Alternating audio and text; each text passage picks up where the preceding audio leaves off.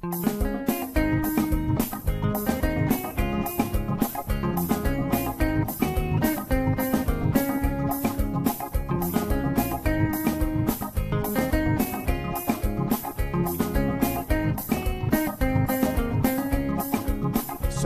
all the time is here with a cold heart through. She's the ears and the eyes for me and you. Every day, everyone want to hear from Sandra. And every time on the air, she's getting better. Tell your sister, tell your brother, tell your mama, call Sandra in the morning and in the evening. They always calling Sandra. And when they start fighting, they calling Sandra. And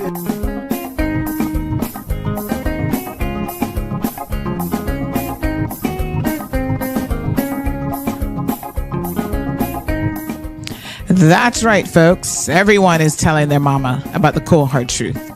Welcome to another episode with more truth-telling, more problem-solving, and of course, more tea spilling than ever before. Sit back, students, grab your tea and turn up the volume because class is now in session. Call in at 936-2626 because your voice matters. Share your opinion on issues that matter the most to you.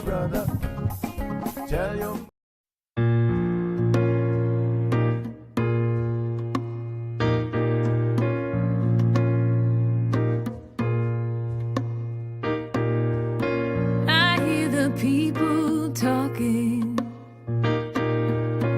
What are they talking about? This world's gone crazy, and I'm trying to find a way out. Nobody knows where we're going, or if we're going at all. Cares if we stand, if we have nowhere to fall. It's a singing symphony, playing as the ship goes down. It's a porcelain epiphany, breaking if it hits the ground. I gotta find a way out.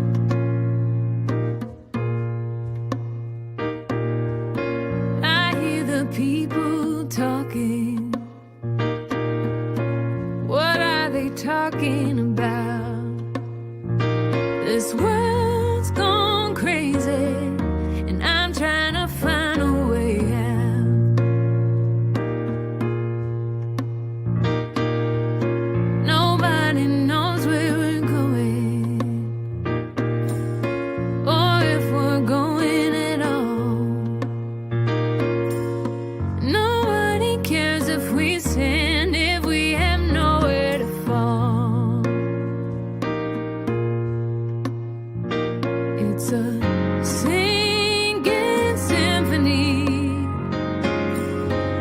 playing as the ship goes down. It's a porcelain epiphany, breaking if it hits the ground. I gotta find a way out.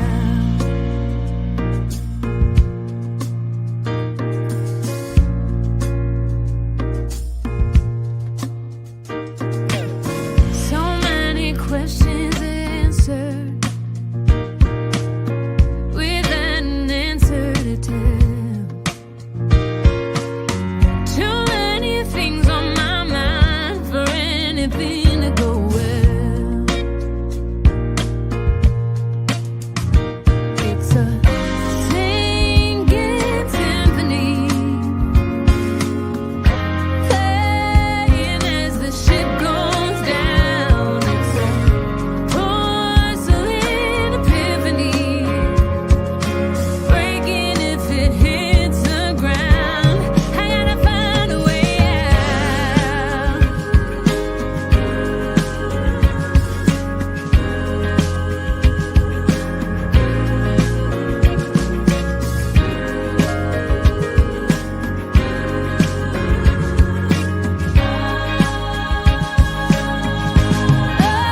Oh, it's a singing symphony, playing as the ship goes down. It's a porcelain epiphany, breaking if it hits the ground. I gotta find a way out.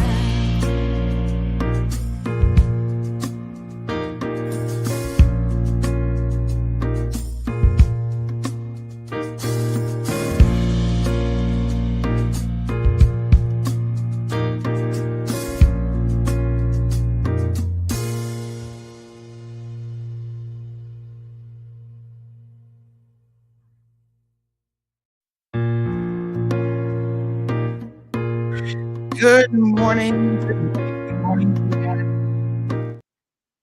Good morning. Good morning, Cayman. How are you guys doing? Oh, my goodness. What a mess. Ay, ay, ay. Some days I don't even know where to begin. I'm going to be honest with you. Today is probably one of those days. Where do we start with all the madness? Tell me. Where do we start with all of the madness? Good morning. Happy Friday. First Friday of 2025.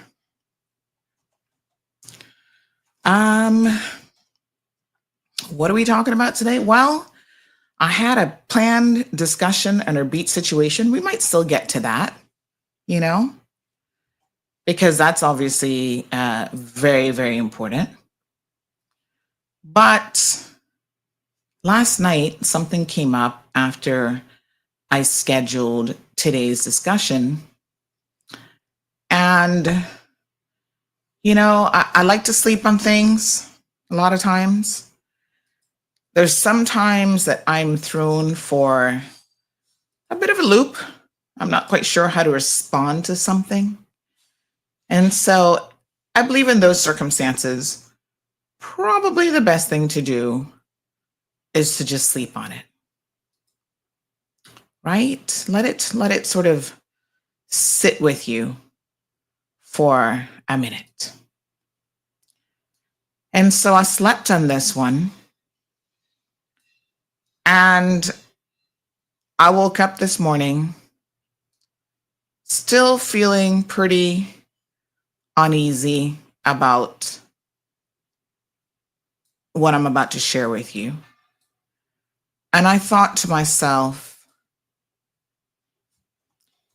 I think there's just times in your life when you gotta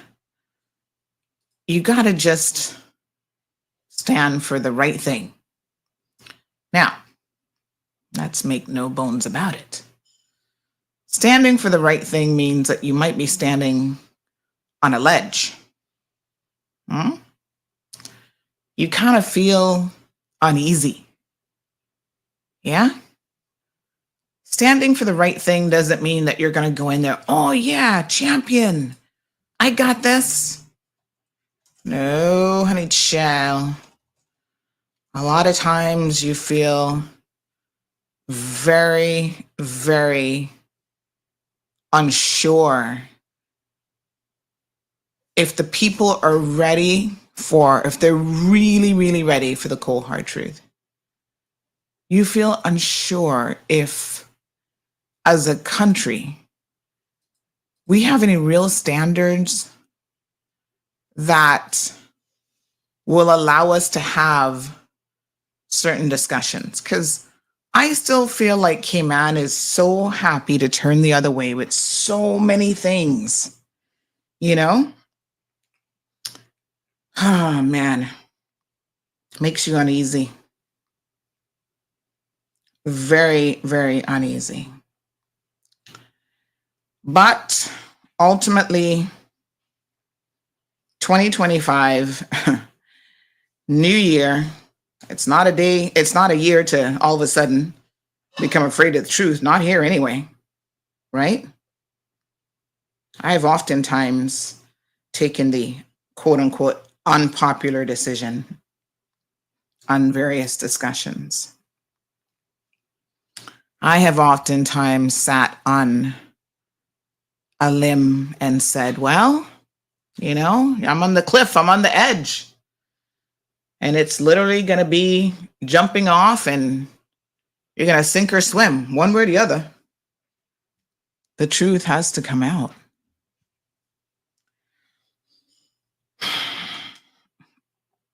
But when your heart is really, really heavy, it can be difficult to have these conversations. I'm committed to allowing people to have their platform. We're now in the election season. And, people need to be able to make their decisions, AKA you, the voters. I've got my opinions about a lot of people running, and a lot of times at this stage, I feel like you all need to pay particular attention to what is happening. We're going to talk about the report card. Somebody mentioned that yesterday. Sandy, you're still going to do that report card? And I said, oh, yeah. We're definitely going to discuss that. And give me one quick second. One quick second, folks. I do want to get through this uninterrupted. So give me one quick second.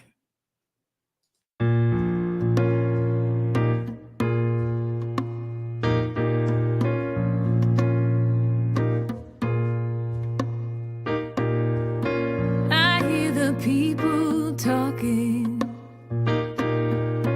What are they talking about? This world's gone crazy, and I'm trying to find a way out. Thank you. All right. So,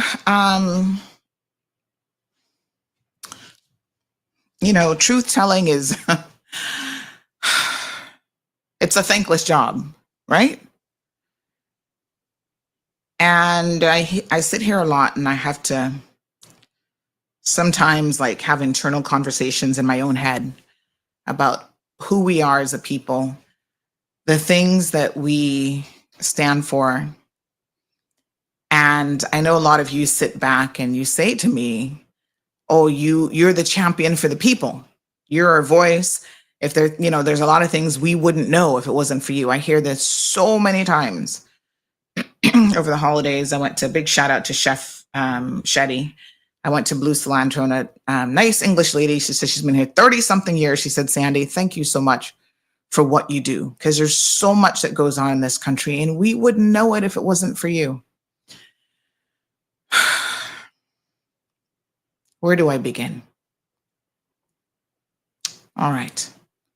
Let's begin with a picture. Say a picture is worth 1,000 words. So shall we start there? Let's start with a picture. And then we're going to talk about why this particular candidate really has made me uneasy at my core. You see, there'll be people who are going to run who are dishonest people. They might be, oh, they can't do the job. They're unscrupulous. They're this, they're that. And you go, right, the people are going to figure that out. They're clueless. We've seen a couple of them trying to get on the show and make points that didn't even make any sense. Those people ultimately run, and I hope the good people of the Cayman Islands will have enough sense to not put them in public office. And then there are individuals who I really feel so impassioned about in terms of what they are accused of doing, that there's absolutely no way that I can sit back and allow these individuals to run for public office without telling you all what, at the very minimum, is on the street about them. Now, listen, I'll be the first to tell you, not everything you hear on the street is true. We all know that. Lots of things are on the street. I mean, I've heard people say stuff about me and I'm like, is that a joke? So you take things with a grain of salt, for sure.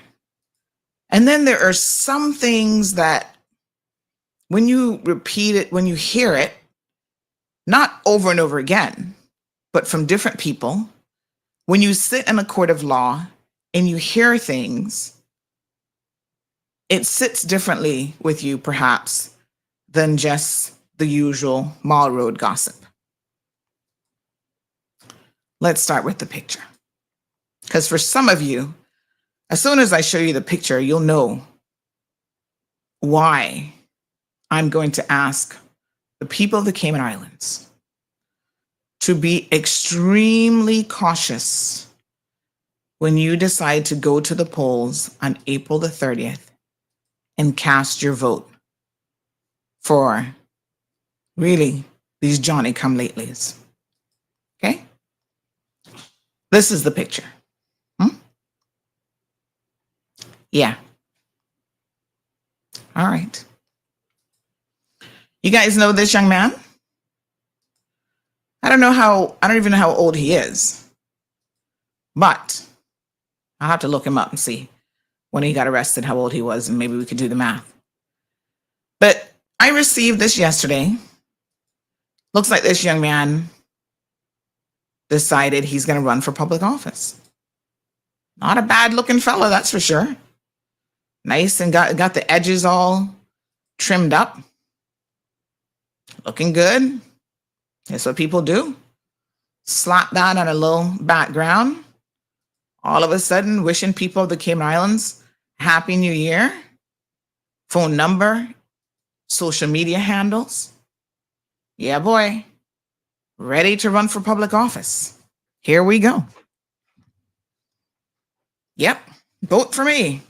I'm the people's choice. We don't know exactly where, but based on another post that someone sent me, somebody just said, I know you lying, WTF. Honey child, hold that thought, because I wish I was lying. There are times when I sit here and I'm like, I wish what I'm telling y'all wasn't the truth. Yeah, the nerve, man, the nerve. Like, all right, let me just take a breath. Because we got to get through this. And I need y'all to pay attention to me. So I'm going to try to do this with as little emotion, which not going to be possible. But anyway, we're going to try to get through this. So we don't know exactly where he's running. He posted some message about wishing everybody a vibrant new year, Prospect Red Bay community. So I can only assume that he's going to be targeting one of those areas. The word targeting, boy, might be the right word for this one. The Lord Jesus. Leon how do they pronounce their last name? Gould or Gold? Gold? All right, let's go with Gold. Yeah, WT Friday. You got that right. The name might ring a bell.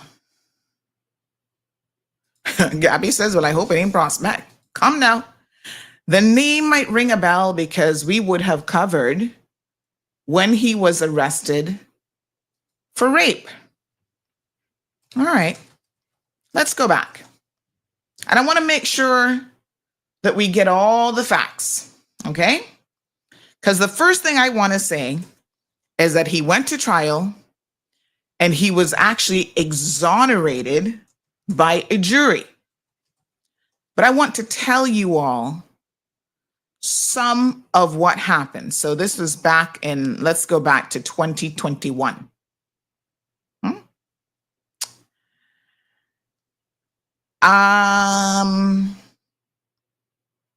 So here he is. March of 2021, we get the story about him being charged. So he was 39 in 2021, so he's in his 40s now, yeah? We get this story about him being charged for sexually assaulting a woman.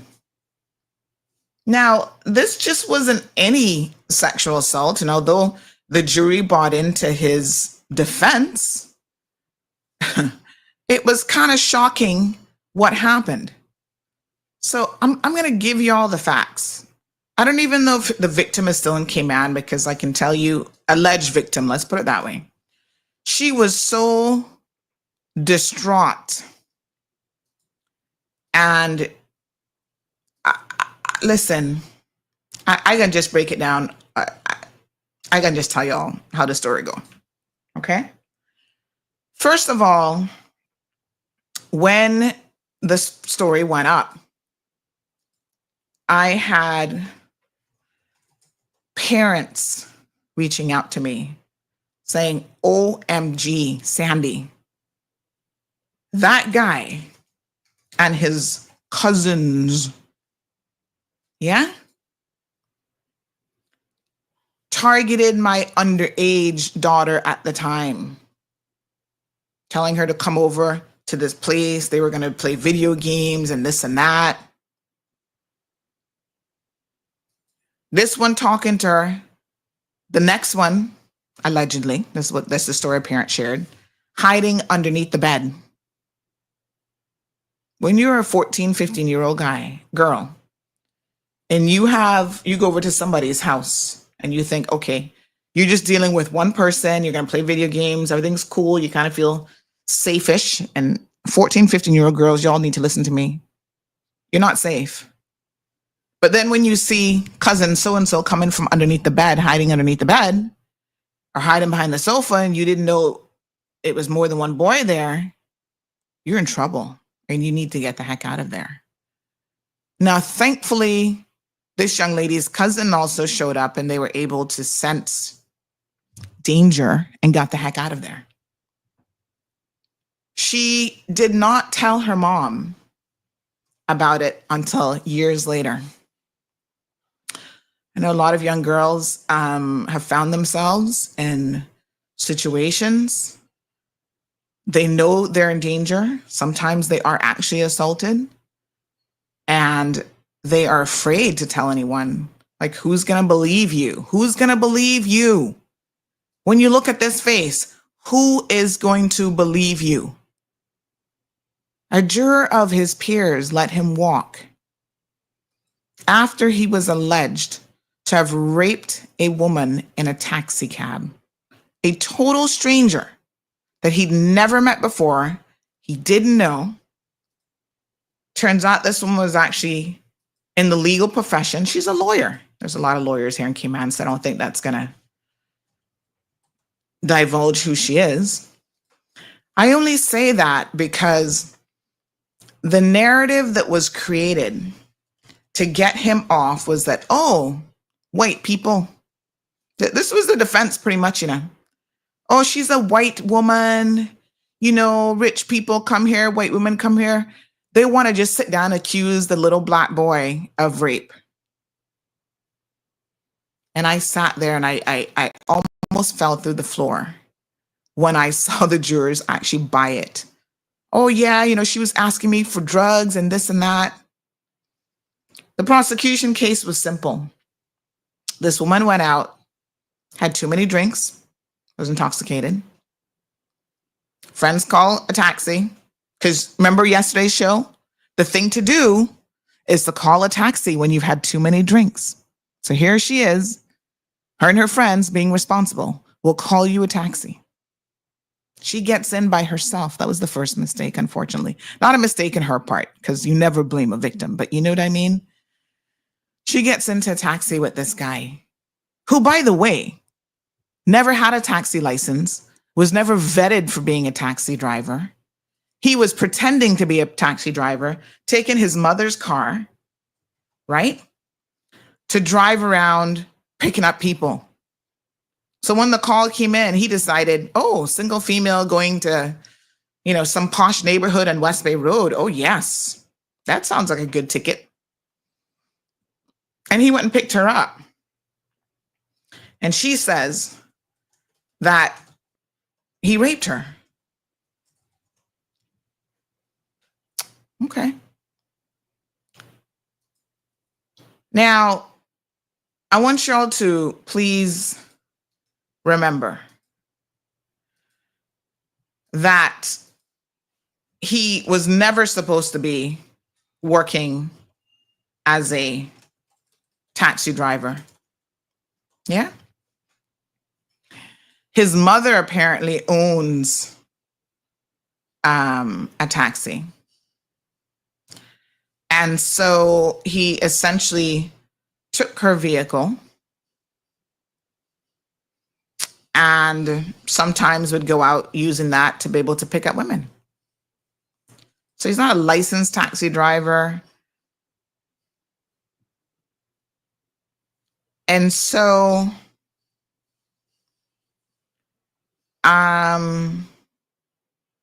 she has too many drinks.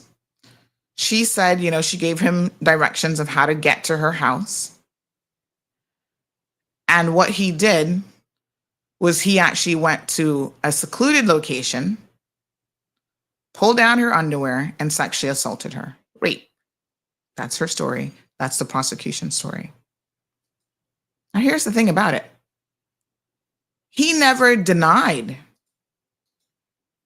that he had sexual relations with her of some sort. He just said it was consensual.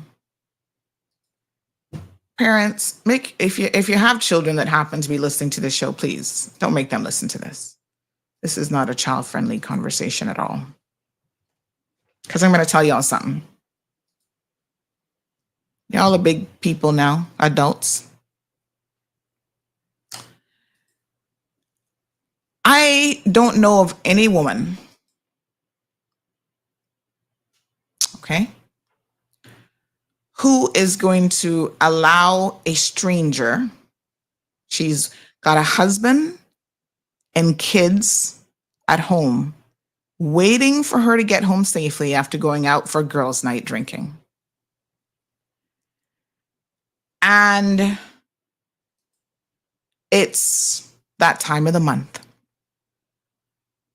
And she's going to have sexual relations with a total stranger.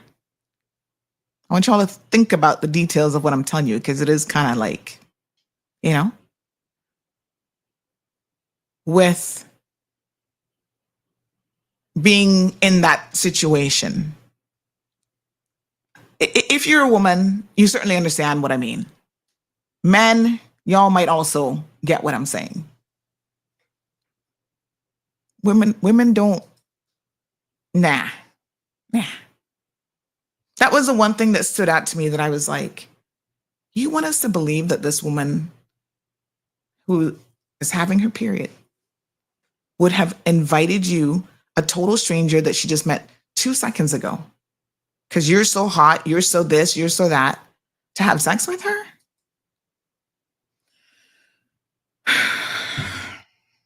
I was like, wow. Never heard of such a thing in my life. Anyway, the jurors bought it because, again, the defense created this narrative. Oh, he's a poor guy just trying to moonlight as a taxi driver, and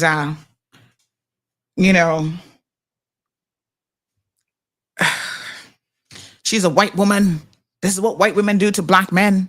They falsely accuse them of rape.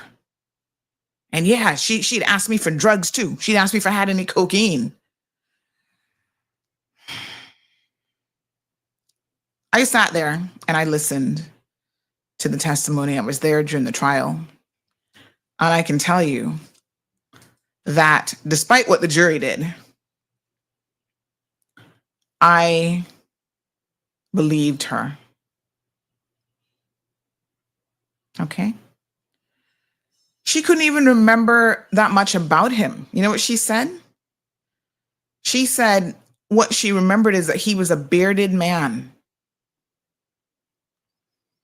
He pulled off right before her residence, where he first, and this is graphic, but it's in the article, penetrated her with his fingers, almost within visual sight of his home, in an empty lot next to her house for about 10 to 15 minutes. So he knew the police were able to pull CCTV footage from a local property to eventually track him down and find out who he was. They found out the vehicle belonged to his mother, and she was the only one licensed to drive the vehicle. When police interviewed him, he gave a no comment interview. Right? So in other words, when the police, and you have a right to do that. You can say no comment, no comment, no comment. But listen, if you're an innocent person, as someone who has been in that situation before, when you're an innocent person, you don't mind telling your story from day one because this is what happened. You don't have to wait months and the next year to fabricate a story that this woman actually wanted you and you want to see what evidence the police have before you start to fabricate your story. No. From day one, you're like, listen, I never raped this woman. This was consensual. She asked me for drugs and this is what happened. He didn't say that during his police interview. Right? So he claims that he was working as a dispatcher occasionally for his mother's company.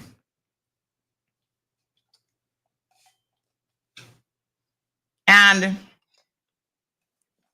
that she wanted to engage in sex with him. This is what he said.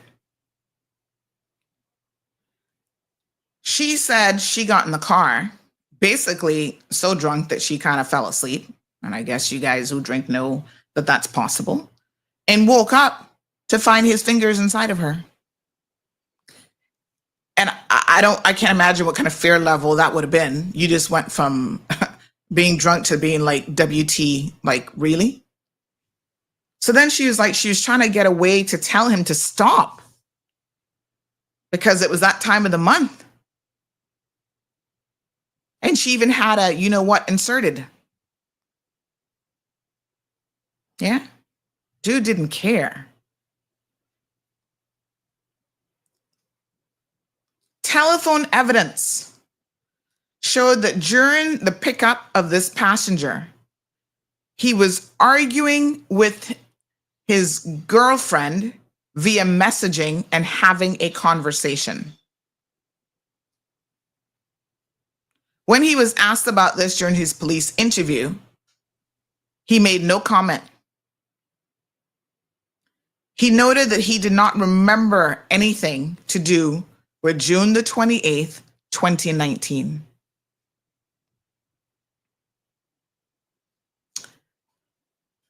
Phone evidence further found that the same girlfriend, who's now his wife, she actually married the dude, she's a lawyer in finance and corporate group at Walker's, asked him what happened that night, and he said that he couldn't remember anything about the Friday night's events. When he took the stand, my dude said, "I'm innocent. I was the one who was sexually assaulted." Okay. Stick a pin. Pause. Men, y'all are insensitive. Some of you are insensitive when it comes to sexual assault. Some of y'all might be dumb. I don't know what the word is exactly. But I want you to think about this for a minute. And I'm speaking just to the men now. How many of you have ever been in a situation with a girl where she came on to you, she made the moves, whatever, right? And then people are like, wow, what happened, this, that, whatever. But the thing that you come up with to say is that you were sexually assaulted. You don't say, there was no sexual assault. I was into it. This was consensual. Blah, blah. How? Help me understand this. How does he get sexual assaulted when it was his fingers inside this woman? So what? She forced you to put your fingers inside her? This is who wants to run for public office. Let me tell y'all something. The bar has gotten so low in this country. All you need is $1,000. No scruples, no honesty, no nothing. Everybody and the cockroaches in your house now feel like they can run for public office in Cayman. Where have we gone wrong? Go get a real job. Right? A woman is going to decide with her children and husband within view of her in a taxi to tell you to pull over there because she feels like having a consensual situation with you? Right? She had actually at some point contacted her husband, said, "I'm coming home." She's on her way. This is the night you decide you're going to have a fling. The crowd made the point that her husband and children were at home waiting for her. And it's particularly odd that a married woman would be willing to take a chance of a one-off fling with a total stranger so close to her home. And I agree. The defendant's position was that he was sexually assaulted by the alleged victim and that she told him on the drive home that her husband was unable to satisfy her. Yeah. The prosecution questioned the unlikely nature of these events, pointing out that it was peculiar that a mother of two children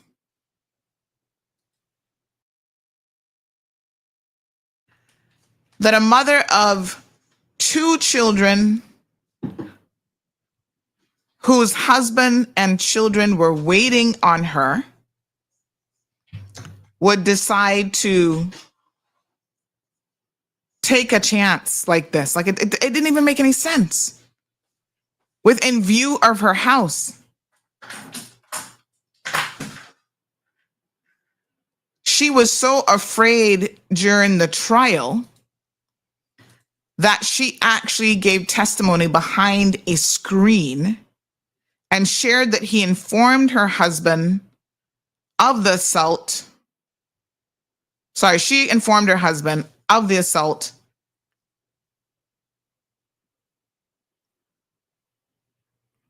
But over a few days revealed more about what had happened to her. He pressed her for more when he found her sitting down crying. Okay? Make it set in. So she decided to have a supposed consensual relationship with this man. And then we are to believe that, a woman who claims that her husband can't satisfy her and he's going to go at it with she's going to go at it with a total stranger, is going to tell him that she was assaulted,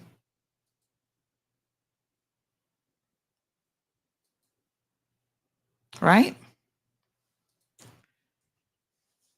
And then sit there and cry about it. Listen, you would have to be a cold-blooded woman to do what this man has just alleged you did. All the circumstances within view of your house, that time of the month, total stranger, you're completely wasted. It's a totally different situation. Why would this woman be so distraught that she's going to sit there crying? But that's his, his story just didn't jive with what the prosecution was saying.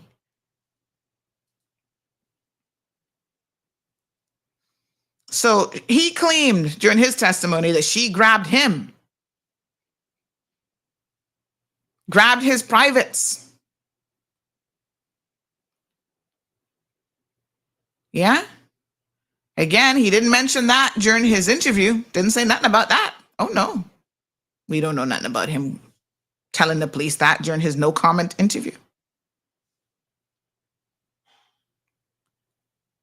That she unbuckled his pants.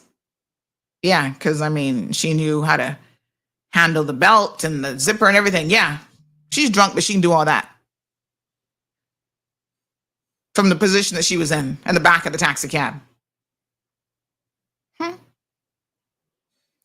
When he was asked by the DPP's office what happened next, there appeared to be some confusion about her grabbing his private parts, whilst at the same time pulling his hand to hold her vagina. You only have two hands. So unless she's some sort of multi-handed person or can use her feet as hands, how did that even add up?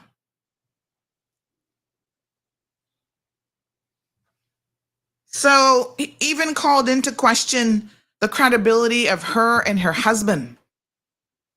There was something, and I can't remember because it's actually not in the story. So my apologies for this, but there was something weird that happened with the text messages and something as well. He actually, if my memory serves me correctly, and I'm going to try to confirm this, but he actually reached out to I can't recall if he reached out to the victim or the husband, but he reached out to one of them and actually, let me try to see how this story went now. Text her or something really weird after the fact. Let me try to confirm this. I'm going to see if anybody else might have reported on that part. But there was something really weird. Let me try to see if I can find it. All right.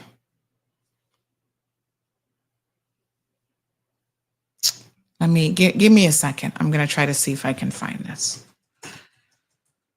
So, I don't know what he does for a living. Is he still moonlighting as a taxi driver?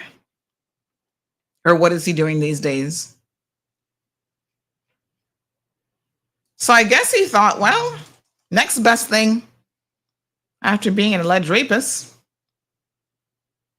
accused and vindicated by jurors who were sitting there, is to run for public office.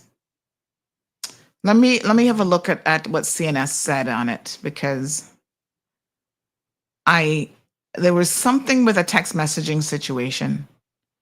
All right, so they said the same thing. She said that she awoke to find the driver sexually assaulting her.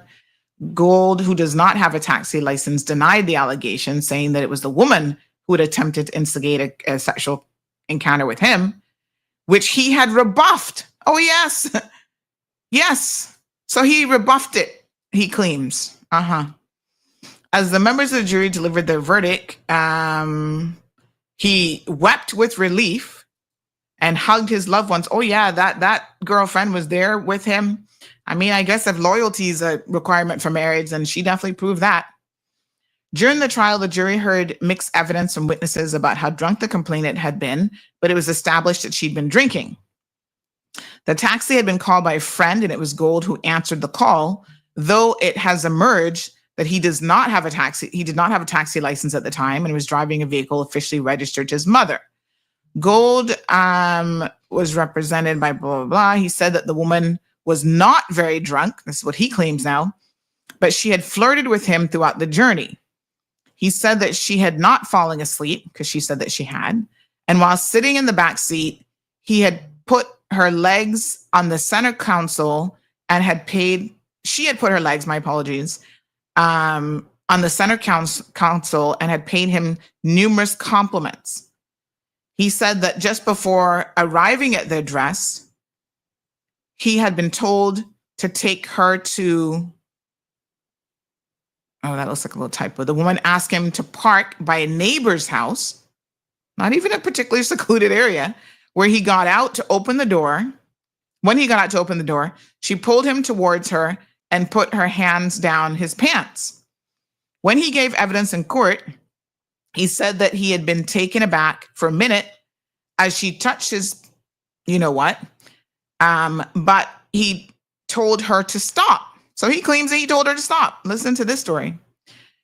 She did, and soon afterwards paid the fare, and he claimed that the woman had given him an additional $50 over the price and then asked him to be discreet and keep what happened between them.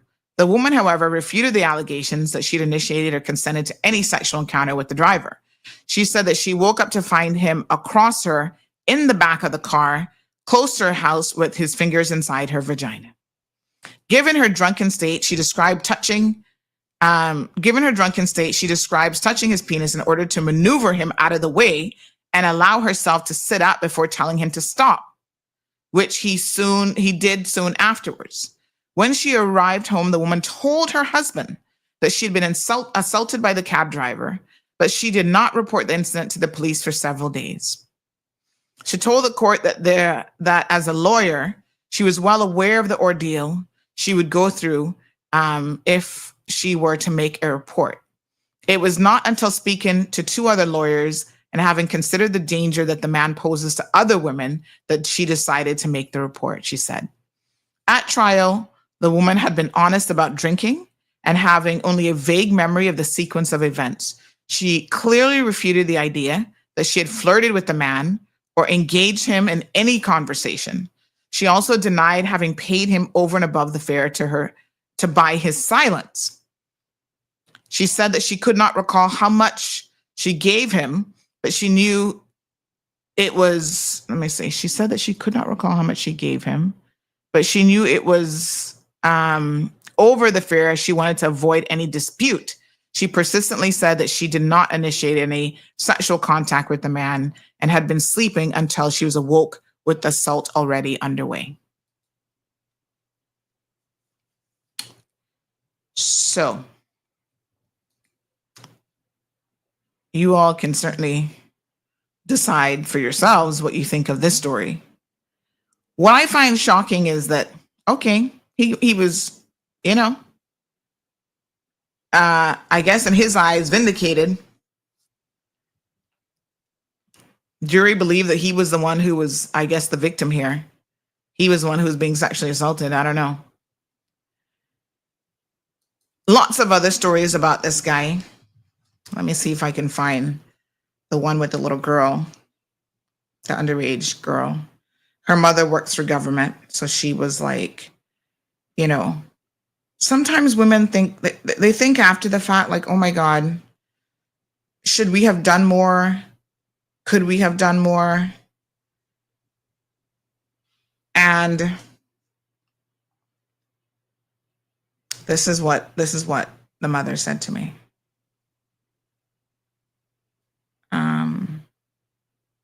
This was September of 2021.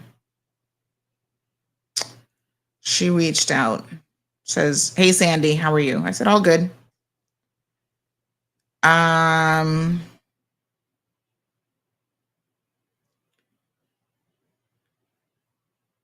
She said, he tried that with my daughter in 2015, and she didn't say anything to me until this story broke. I hope these women get justice. Just listening, and then October 18, 2021, just listening to this, Sandy, after I saw that he was found not guilty. He had better be careful. I know of at least one daughter that he has. His karma is coming, Sandy, believe me. She said, it's sad day overall, but God doesn't sleep. He will try it again.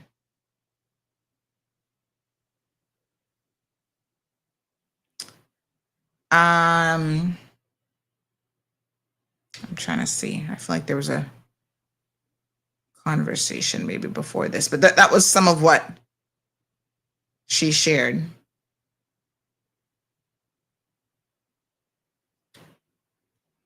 And, again, these people are professionals. As a professional mother, when your daughter comes to you years later and says, Mom, this happened to me in 2015. Yeah. It's not a comfortable position.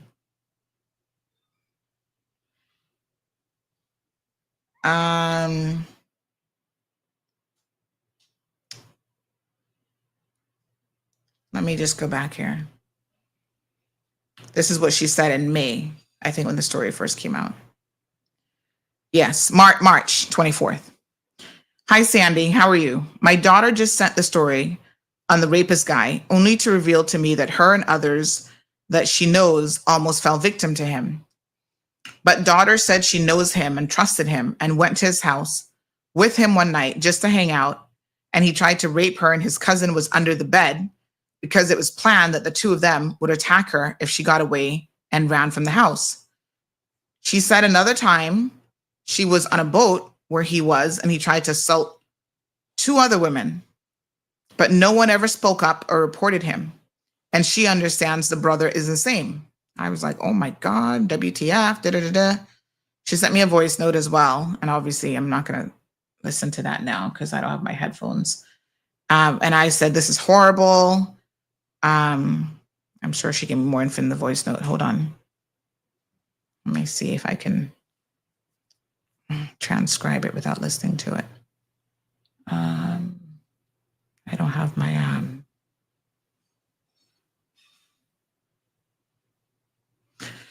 All right. Then she says, you're so right, Sandy. And this guy ain't no big guy. My daughter is a big girl.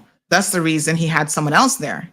Sandy, he won't get away with it. He will be labeled a rapist, and no local is going to want him. Yeah, boy.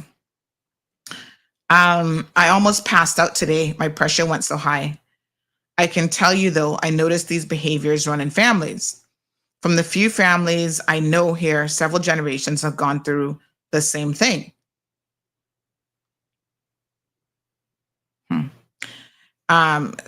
Yes, sad. I need to go on my knees in prayer that this can't continue, that they can't continue to do this to people's children. Then she said, there is every other organization on these islands. We need one that has a strong voice for victims of abuse. Even if it means, Sandy, that once a month you have someone on your show send you letters of their stories, and you get experts on there to talk about these things, how it affects individuals and families for their entire life, and how they can get help. I know you do a lot already by outing them, but there's a great part of the battle, and that is a great part of the battle, and this has got to stop. And let's not talk about the incest. I have, 3 family members who were all sexually abused by their stepfather when they were young, and all 3 turned out to be drug addicts because of the torment that they went through as children. And we keep sweeping this ish under the rug. I am so furious. Sorry for the typos, hands moving quicker than the brain. Then she said that I plan on sharing my daughter's story with the commissioner personally as well.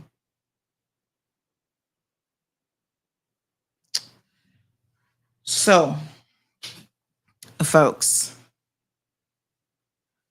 listen, we weren't there that night. You know, you've heard what came out in court. Evelyn says, shouldn't they revoke that taxi license? Well, I don't know if his mother still has a license, but you know, if you're a taxi driver and you allow someone who isn't a taxi driver to have access to your vehicle, that should be grounds for revocation without a doubt. The lady was so distraught that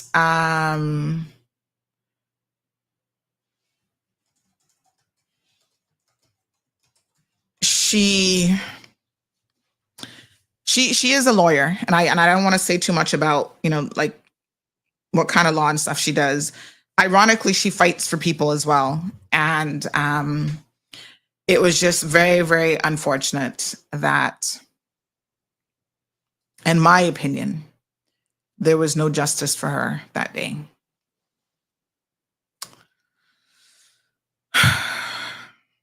All I can tell you all is you need to be careful when somebody jumps up all of a sudden. They want to run for public office. Just Google the name. Start vetting these candidates. Look them up and see who they are. Seriously.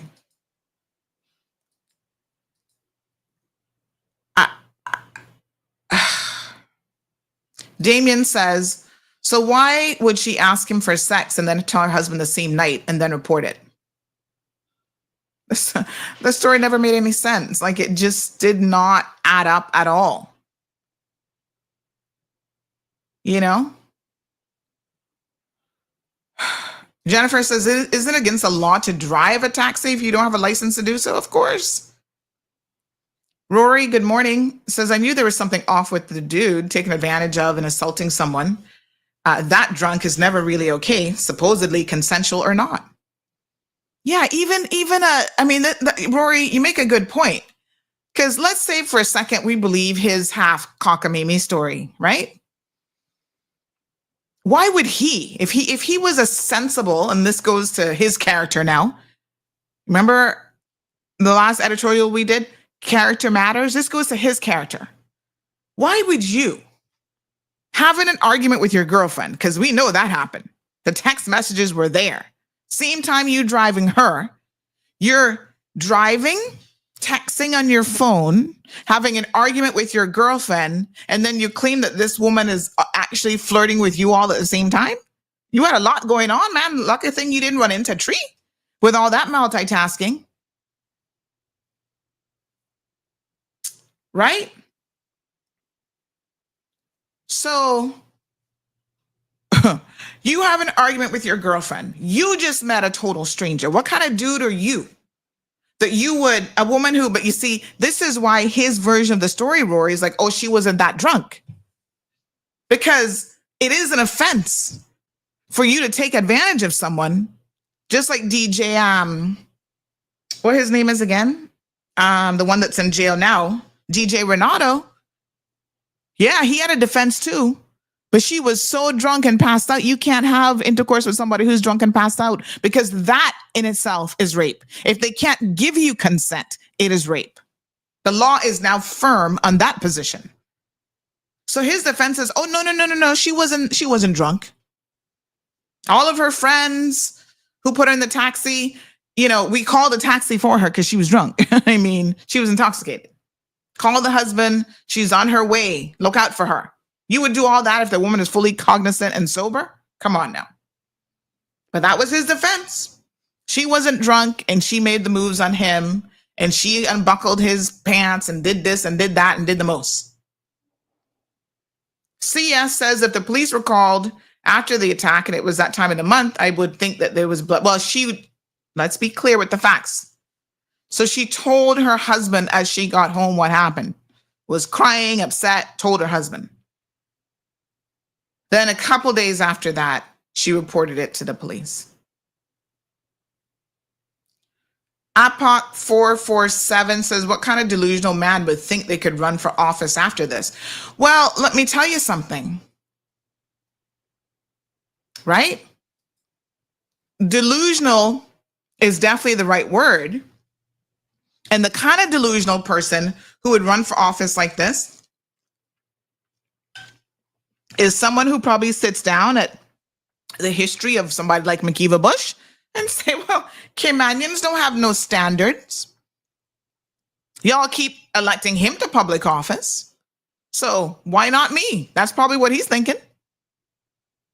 Granted, McKeever Bush has been in there for 40 years and y'all are loyal to him historically from way back, but he's been engaged in bad behavior from Jesus was in diapers.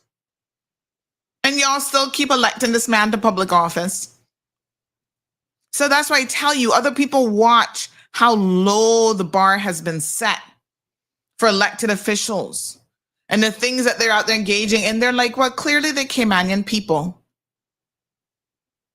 don't have no requirements of these politicians. Just look half decent, can shave up your face a little bit. Oh, I'm a family man now. You know, this girl married me with these two young girls. Listen, when I saw her one day, and I could not believe, if I was the father of those children, I'm sorry, but he would not be around my children. Under no circumstances. Oh, hell to the no.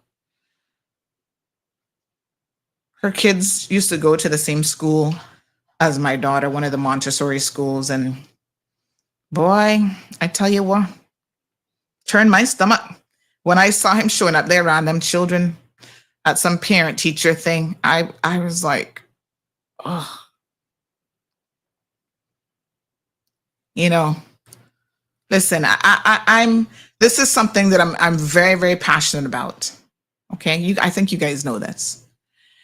And even in my personal life, there have been times when I have seen certain behaviors in men, or I've found out something about them that has made my skin crawl, and I disassociate myself with people like that.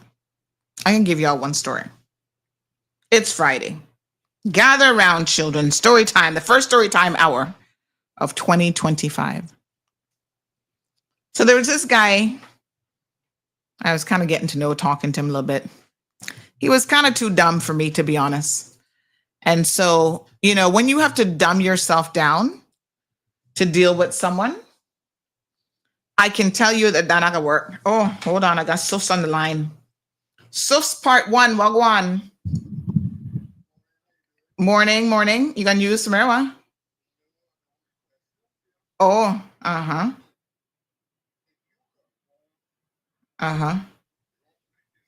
You calling on air? Or you call me personally? Because you know you call me personally, right? No, not you got wrong number. 936-2626. Yeah. All right. And I was wondering, I'm like, why is he calling during the show? He knows I'm on air. Wrong number. 936-2626. Toll free now for Flow customers, by the way. Big shout out to Flow. Thanks for the toll free number. All right. Oh gosh. I can't hear him ringing through the thing. Hold on. Let me plug it back in. Uh-oh. Can I hear it? Hello, caller. Yeah. I got one little question. Yes, sir. If you go home drunk and tell your husband that you were assaulted, are you and your husband going to wait a couple of days before you call the police? Possibly. I mean, I could see how the husband would leave that decision up to her. I don't know. I think I would call right away, even if the wife. Well, listen, yes, but I don't know your wife, but I'm sure you know your wife. And if your wife was extremely distraught and you said to her, "Do you want to call the police right now?" And she says, "No. Let me process this. Let me think about this." I think it's difficult, caller, when you've never dealt with an assault victim, to understand sometimes how they think and how they process stuff. And so I when kind of see it right now, yeah, when you do, but you have to let them. You can't force them. You know, you can never. Someone who's already been traumatized and been through a traumatic situation, the last thing you want to do is to force them to do something before they are ready. It has to be their decision. I would at least let some police officer know in silence or something. Yeah, but that you're a Caymanian. You know police officers. You would talk to one of your friends who's a police officer. Keep in mind that these are expats. This is an expat woman living in Cayman who don't know nobody like that. So they might even have I don't know if these police, maybe they know him and his parents and can't be trusted. You have to think about it from the victim's perspective, which can be very unique and different. I gotta make this call because I understand it a little better now. I didn't know foreigners, this and that. And this and that. Yes. It just sounded funny, you know what I'm saying? Yeah. Thank you so much, caller. Okay, cool. All right. And this is the thing too, right? And this is the narrative that was so easy to put out there that jurors were like, a white foreign woman trying to destroy a Black Caymanian's life. Like, why? You know what I'm saying? He even tried to throw things in there, but, she was trying to ask for drugs and her character and whatever. The woman's like, I've never used drugs in my life. Like, what, It's easy for us to always sit back and question the victim. And the victims know this. And this is why I think so many of them are afraid. Because why didn't you do this? Why didn't you do that? Why were you, wearing a skirt that night? Why not wear pants? Because that would have been harder for anybody. We put so much really blame on victims when we start questioning them about their decisions. Well, why did you wait? There are women who have been raped and sexually assaulted who never tell anyone. Okay? Their fear of reprisal, repercussions, the unknown, not wanting to be traumatized. She said that she understood as a lawyer what this meant, the process of having to sit down and give a police statement, ask questions. Well, why were you drinking? Everybody's going to be like, well, why was she so inebriated that night? I mean, it's a lot. And there are people in this community who know exactly who she is. And I can tell you that they have stood by her. And some of them even reached out to me and said, she just wants to make sure that there's nothing that is going to be reported in this that would identify her, because she's the one now who carries the shame. And this is the thing with abuse and rape victims. It's so sad. But folks, they are the ones who are burdened with the shame for life. Yeah? He not got no shame. Let's be clear. This man should not, somebody say, why would he run for public office knowing that he don't have no shame? I mean, I would have sink into a friggin' sinkhole, but he don't have no shame. She's the one who's going to carry the shame for life. Good morning, caller. Good morning, Sandy. How are you doing today? Not bad. Happy New Year. How are you? Thanks, my dear. This is a very, it's a difficult topic, and I commend you for taking it on. I think what a lot of people don't understand, male and female, everyone, is the more you tell your story, it's like you're being assaulted or whatever it is, victimized all over again. And, people question, like when you hear people always talking about, well, why were they wearing that? So, everyone looks at all of those outward things, and it's like, this is something that it's like it will play over and over in your head mentally for the rest of your life. Yes. Like, how do you then look at another, say you're a woman and you were assaulted by a man. Every time you see a man, you're not sure. You don't know. You second guess everything. It must be so hard for this woman now to have faced her husband like that, and then to even engage in intimacy. Like, it's just a constant. And then you have the so-called man now who, I don't even really know who you're talking about, but regardless of who it is, who gets to now actually stand a chance for public office, where she has to cower in the corner and be victimized repeatedly over and over again, or think about her children and try to hide her, protect, not even hide, protect her identity from public scrutiny. And the sad thing is, she went the distance to court. Many don't, and for the same reason.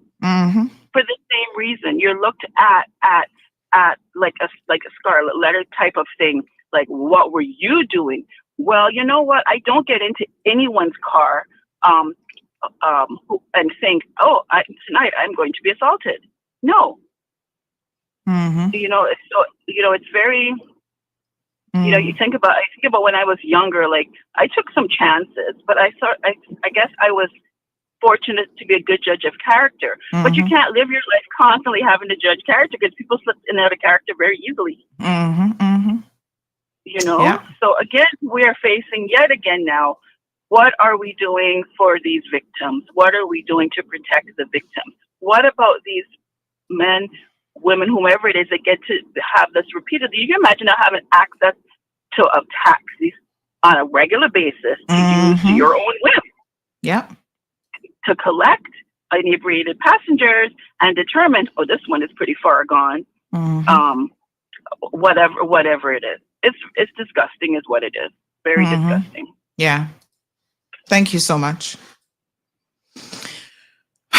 El Rey says, the delay in reporting the incident is the challenge for me. I'm thinking if you were that violated, you'd want to report it right away.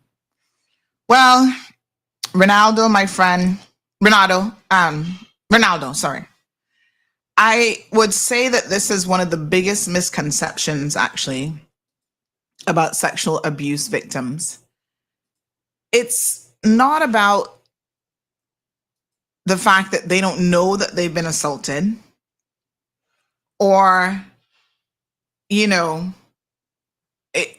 term, if you were that violated. Let's go back to the Renato Harris story, because she waited quite much longer time.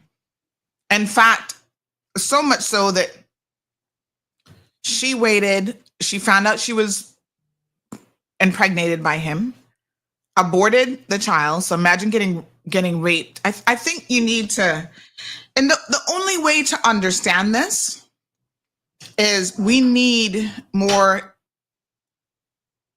people to be, what's the word I'm looking for? Sensitized around this discussion, and sensitize the victims. The only way that can happen is we need more victims to engage in conversation. I want y'all to go back and listen to the interview. Thank you so much to that young lady who came forward and told her story in a public platform about what happened with her and Renato. That took more courage than I could ever have. I applaud her and I thank her so much. You were able to see her face. You were able to hear the details. Again, she admitted, yes, she'd been drinking. She had too much to drink. She passed out. She doesn't remember past this point. It takes a lot to admit that you may have put yourself in a position that was not an ideal situation. You're willing to admit your part, your mistakes that you made. But that doesn't justify anyone taking advantage of you or anyone raping you. The only thing I can tell you, Ronaldo, is when you speak to enough victims, you understand that the trauma associated with this is not something that is easy to ever talk about with anybody, right? When you have to go and report it to the police, that means that you have to sit down with a total stranger. There are victims I know that are my lifelong friends, and I've known them forever and a day. And it's only one day, as much as they know that I advocate for this and we talk about all sorts of things, they've told me their deepest, darkest secrets in life. And if they were victimized, it's normally one of the last things I know about them. I can tell you almost anything else. And then one day in the middle of a conversation, they will say, oh, you're talking about this guy. You're reporting on him for child molestation, for sexually assaulting his own daughter. I was date raped by him once, Sandy. And I'm like, what? You were? How do I not know this? After 20 years, 25 years. It is not the kind of thing, Ray, that is easy to talk to anybody about. There are other women who would have been in her situation and that same night would not have told their husbands. Everybody processes assault, rape, abuse differently and in their own time. Do not judge based on, well, she should have come forward right away. Why did she wait 10 years? Why did she wait 25 years? There are people who will take it to their graves and never, ever tell anybody about it. It reminds me of another lawyer. She's now deceased, right? And, to look at her, you would have thought she had it all well put together, well dressed, driving the nice car, good job, making a good salary. One day I was sitting in Treats one morning, just casually having breakfast by myself, enjoying my own company. And she walked by and she said, hey, this was many, many years ago. Thank you for always speaking up for victims. And I said, oh, no problem. And a lot of people say that. And then she said to me, I was a victim. And, I've never told anybody. Father, well-respected professional in the community. You would think, well, these people don't have anything to be afraid of. Yes, they do. Imagine going to your father, a lawyer, a doctor, a politician, whoever they are, and having to tell them that you were victimized as a child, you were molested as a child. No one ever looks at you the same. This is what victims think. I've spoken to enough of them. No one will ever look at me the same if they know that I'm a victim of rape. Or they may not even believe me. They're going to ask, why didn't you ever say anything? You're smart. You went to law school. You're a qualified lawyer. You have all this stuff. You got plenty out about everything else. Why would you have not told us about this? So that is the difficulty in it. And I must tell you that every time I hear someone question, why do victims not come forward? It is the one question that really gets under my skin, because I think it's the one question that all victims fear the most. Why did you wait? Yeah. And even the lawyers know that plays tricks on people's minds, because going back to the McKeeva Bush situation, one of the questions, again, that was asked of his victims at the Ritz-Carlton, well, why did you wait? Well, they only waited a few days. They even tried to tie CMR into it. Well, isn't it because you saw the CMR post and you got upset? And one of the victims said, well, I did see the CMR post, and yes, it made me upset because CMR knew right away that something had gone down that night. And they posted it. And yes, that made me like, I wasn't ready to deal with it at that level yet. Everybody has their own time. But you know what struck me as so interesting was when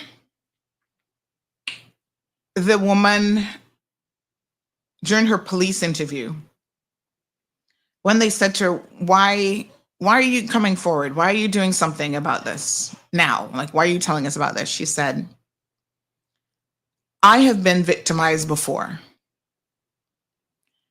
And I decided here and now, I need to stand up for myself, because if I don't, I will continue to be victimized. And men in communities just like Cayman will continue to think that they can grab us, they can grope us, they can, assault us, and nothing will happen. And the victims they're the ones who carry the shame. They're the ones who, when they see that man walk into a room, go to the other side of the room and cower, right? Because we have, unfortunately, developed a community where the men are the ones who are protected and the victims carry the shame. They're the ones who are afraid. They're the ones who are questioned.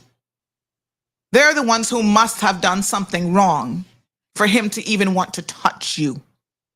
Why would McKeeva Bush want to touch her? That's what y'all ask. That's the things that you guys say.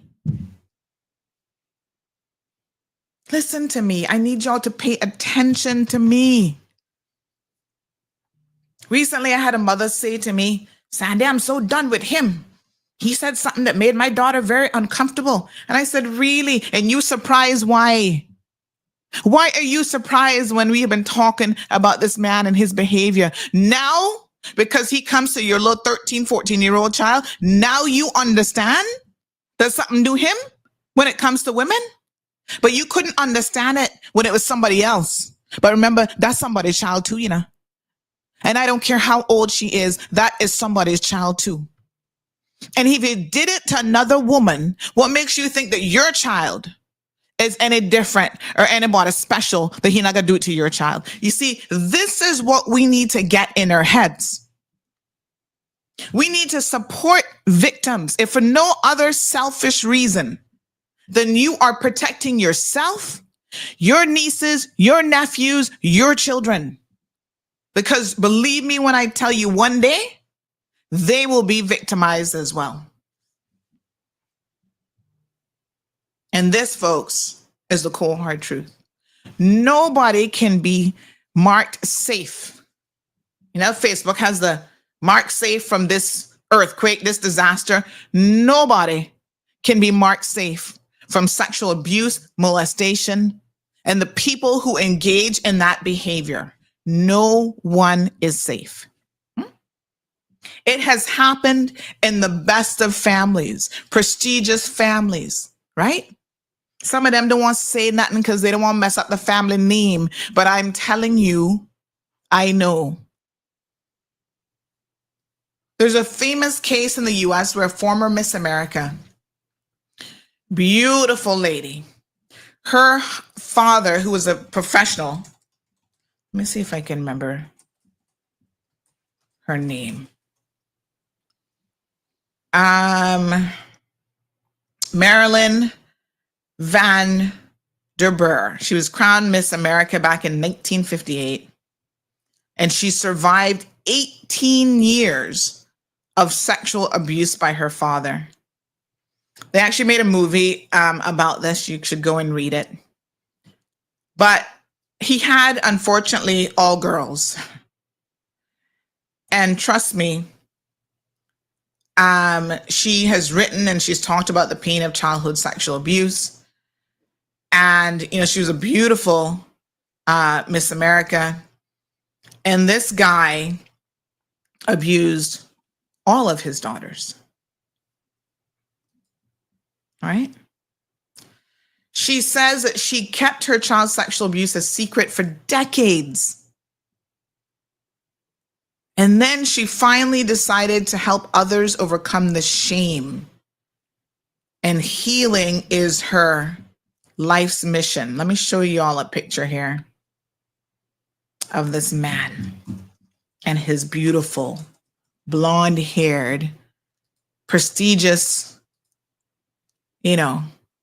cream American pie as you can possibly get daughters and family. You think these people have the perfect family. Anybody can be a victim, and I dare say anyone can be an abuser as well. There she is getting crowned Miss America. There's the father, and she's smiling. Father and mother on either side. And I think those are her other siblings in the background. Right? That's her family. Atlantic City, New Jersey. She was crowned Miss America in 1958, and no one knew that she had endured sexual abuse from her father for 18 years. She had even suppressed the memories of what happened to her nightly from ages 5 to 18. She says that changed when she turned 24, and a flood of painful memories came rushing to the surface. This is what she said. Well, all of those feelings were just stuffed. But when you bury feelings alive and something triggers them, then they come up as if it's happening in real time. Her story is made public in 1991. She dedicated her life to helping other survivors of sexual abuse, and there was a documentary based on her memoir of the same name, Miss America by Day. Right? Question, letting go of shame is a huge theme in this documentary. Why? She says, because that's what the issue is. It isn't what's done to us, it's how it makes us feel. And the shame is so overwhelming for all of us. I believe that when I disclosed to my daughter, she was 13, I truly believed she would not want me to be her mother anymore. I knew, I'm 82, and this is still hard to say. I knew that when I told Larry the truth, I believed that he would never, ever want to speak to me again. That's the shame that we live with. Larry was her husband. She goes on to say that it's hard for me to talk about as well. It's one of the reasons I wrote a book. So even at her age, 82 years old, the woman's saying that it's hard for her to talk about. She says, I'm not sure I could have done my book on audio. The purpose of every night was my father winning. I tried really, really hard to never let my body respond. And that was his goal of the evening. It was fight every time he came in. She says, it's about power, but the shame that I felt that he won is obviously still difficult for me to talk about. So they ask her, do you still think you have shame about it? She says, no, I don't. No, I'm 82, but I'm 82 years old. I would say that the newspapers put my story on the front page. It was really the press that changed everything. They never said Marilyn alleges, and my father had been an extremely well-known philanthropist. His name was on the Boy Scout building. He was the head of the Denver City for the Performing Arts trustee. You know, he was just very highly recognized, and the press never questioned. Well, she was lucky. I can tell you what, a lot of victims get questioned. They just said, she's a woman of courage, and survivors are reading the paper and saying, really? Well, if they're going to call her a woman of courage, then maybe I can be believed. Maybe I can come forward. And we have thousands of men and women coming forward. So that's just a short snippet from one of her interviews. But I can tell you that there are so many people that I have spoken to that feel very much the same way. That they question. They even question like themselves. Maybe I got it wrong. Did this really happen to me? So I can't question, El Rey, I can't question how a victim processes this. That is a matter for them. The fact that they wait is not, and it should not be, an indictment on their story or whether or not they are really a victim or whether or not they're telling the truth.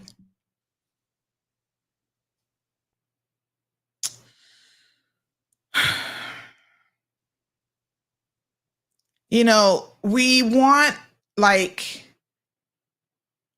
unquestionable evidence of abuse. As Sia said, well, there should have been blood all over the taxi. Like we want DNA evidence. We want proof. We want the video footage. We want the marks. Like, oh, if he was holding it. Sometimes there is none of that. And it does not mean that she was not molested. She was not raped. She was not sexually abused. It doesn't mean that it didn't happen. Urban Thread said the sexual harassment bill needs to be passed. What the hell is Cayman waiting for?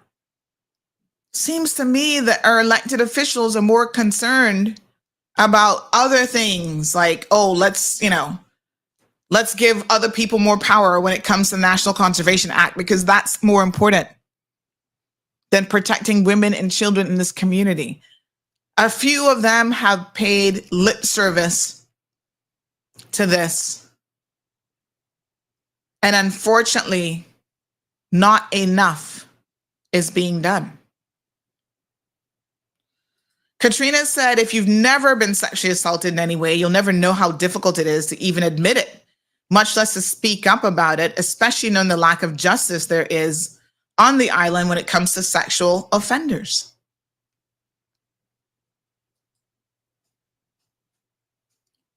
Ms. Vernita says it does not matter what or who you are. If you were drunk, if you were naked, even if you get a kiss, if they say no, it's no. And if you force anyone, it's wrong.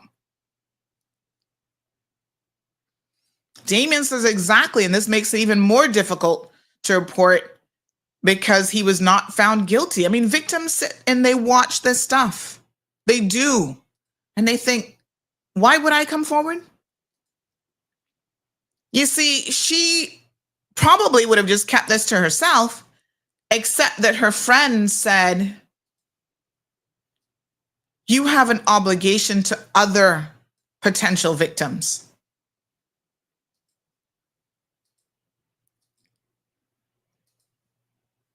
Because that is the only way that we change this narrative, is by making it a safe place for all victims to tell their stories. This person says the following in a message. The men seem to be the ones who don't understand why a woman doesn't report these things immediately. Makes me wonder how many men were on his jury. I never reported my assault that happened when I was about 6 years old. Never told my father, who would have killed the person, and have carried the shame and sadness my whole life over 40 years. As a woman, you are already vulnerable. As a child, it's not a situation you can fathom. Men should sit down and STF you when it comes to why and when a woman chooses to speak up and speak out. The right is ours. The timing is ours. We choose for the reasons we want. Questioning the timing of a woman is as much as victim shaming. No man will ever understand, so their voice should not be included in the conversation. Well, let me say this. I'm not going to say no man would ever understand, because men too can be victims. Right? So I know of a male victim. He has confided in me that his first experience was by force. Now, obviously for men, it can be different. I mean, they can be brutally, sexually assaulted as well. But if a man says no and a man doesn't want it, then no is no, regardless of who it's coming from. So I wouldn't say that no man can understand, because there are men who themselves have been victims. We have to continue educating people, because this is really what it comes down to. There's a degree, like I said, of, empathy has to be learned. Sometimes you get it from your own experiences, but you don't have to experience something Even as the last male caller said, okay, you're right, Sandy, I kind of understand it a little bit better. You just have to be open to knowing that trauma is something that people, and this is a form of trauma, process in their own time. Another listener to the program says, to all the listeners blaming victims, please take a moment to truly listen and understand the immense pain and trauma that survivors of rape experience or any sexual assault. Victim blaming only adds to their suffering and prevents healing. No one ever asked for such violence, and the responsibility always lies with the perpetrator. Let's work together to create a compassionate environment where victims feel supported, not judged, and where we stand united against all forms of violence. It's time we shift our focus to understanding, empathy, and justice.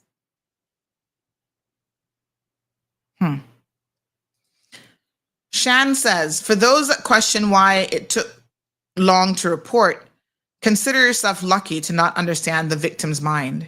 It's an awful situation to be in, and not everyone has the same trauma response. Feel so bad for this woman.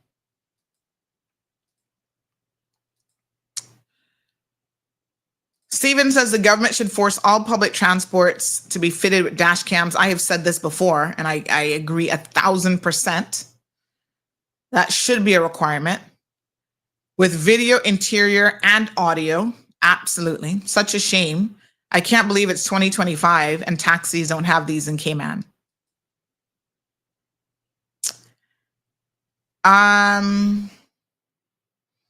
Strong mind and body says engaged and not be judgmental. That's the only way to feel emotionally supported and heard.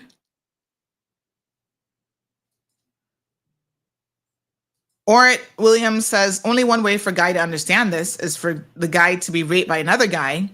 You'd be embarrassed, shame, if not suicidal. So I imagine that's how a female must think, I guess. It's not easy, says Deborah. Cameron says, facts, Sandy. Don't understand until it's close to home. Damon says, yep, until it affects them or someone close to them, they feel affected and start to care. And here's the truth. Every single one of you, men, you know a victim. You might not know that you know a victim, but let me tell you something. 1 in 4, statistically speaking, you know a victim.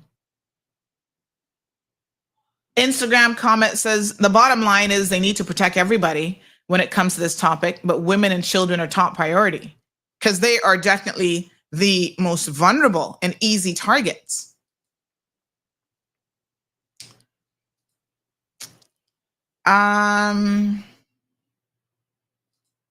This person says victims might wait for years. Some wait until others have come forward. And like I said, some take it to their grave. Some never tell.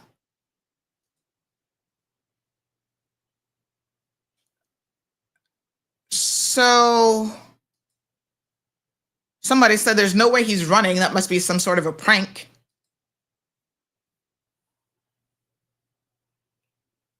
Yeah. Another person says, I'm listening late to the show, but adding that Leon is one of the biggest port pushers and an avid talker in the ACT group. You probably already know, but I'm surprised to see he's running. OMG. No, I didn't know that, to be honest. I don't, he's not someone that I care to really keep up with in any way, shape, or form. But I suppose nothing surprises me around here, that's for sure.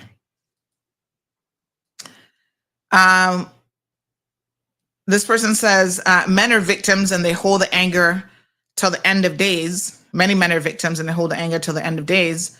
Force raping kids, especially in high school, till that person retaliates and the situation attacks the wrong person or the person that attacked them. That victim is always in the wrong because of the PTSD that he or she has to deal with. Another person says, it's good that you raised the issues that you did this morning. I know, sensitive, but so important.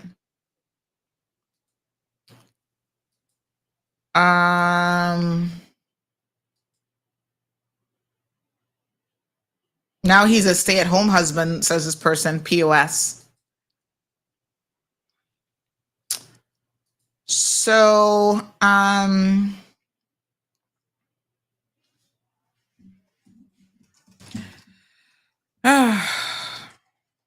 wow. It's a lot to take in, and this was not the discussion that I certainly wanted to have today. It's uncomfortable for me to talk about this for so many reasons, but it's necessary.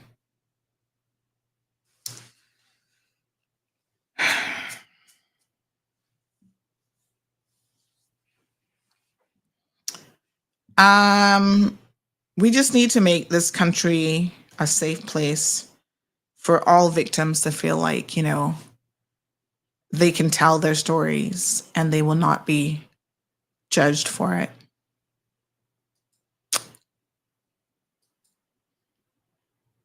It's crazy. I want you to sit down and think about this. 1 in 4.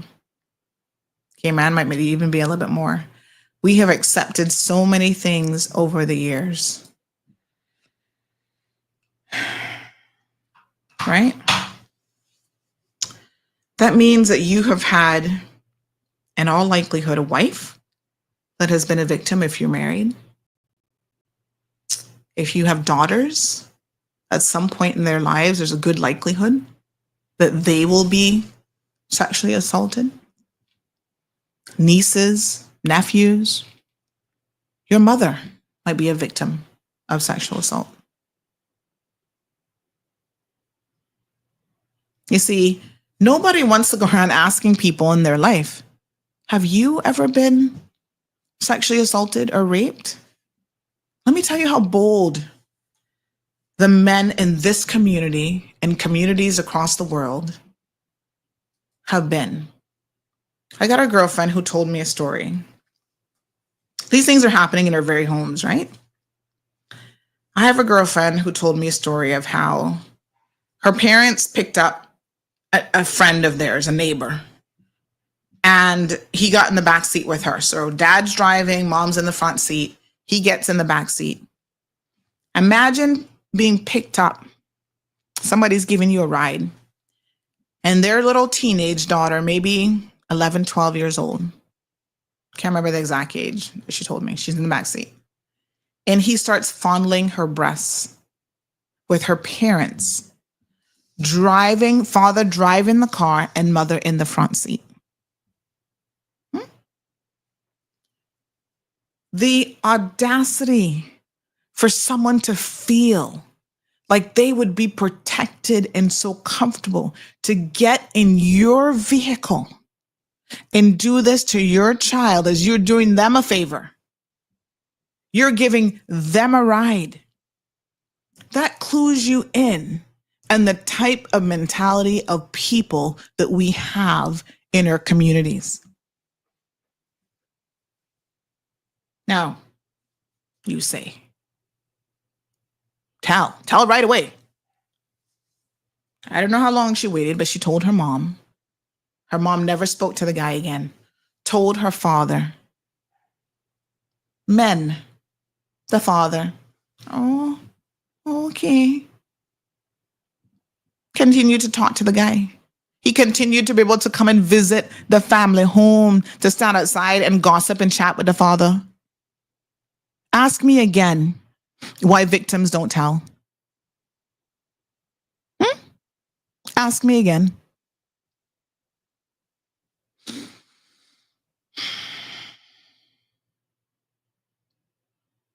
This topic does make my blood literally, if there was a boiling point, my blood would be boiling. Because you see, I would go jail, I'm not joking.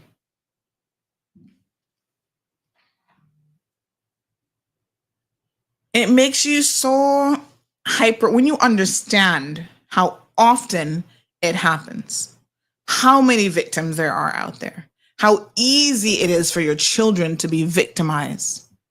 You become hyper vigilant. You become a little bit crazy, in fact. especially with girls, and you trust nobody, I can tell you, my husband thinks I'm crazy. There's no two ways about it. What? You want me to leave my daughter with these two playing in the living room by myself, and I'm going to go somewhere where I can't see her? I don't think so. Running in the countryside in Jamaica with her cousins? Oh, let's go see the farm animals? An adult, multiple adults need to be present. You need to be there as her father. Oh, you're paranoid. You're crazy. That's fine. Call me paranoid. Call me crazy. That's okay. I will take those labels and wear them very, very proudly. If my daughter can be one of the ones that's protected, she won't be 1 in 4. She won't be, 1 in 3. She'll be one of the fortunate ones that can get to adulthood without being touched, groped, or worse. Call me all the names in the book. That's fine. Because again, a lot of men don't seem to appreciate how easy it is for little girls and little boys to become victims. They don't know. The people in your homes, your domestic workers, sometimes are touching your children, including your little boys. You need to talk to your children and let them know that a good number of child molestation cases is from other children, other teenagers preying on kids younger than them. This is a sad reality, but this is the real world we're talking about here, folks. Talk to your children about their bodies as early as you can.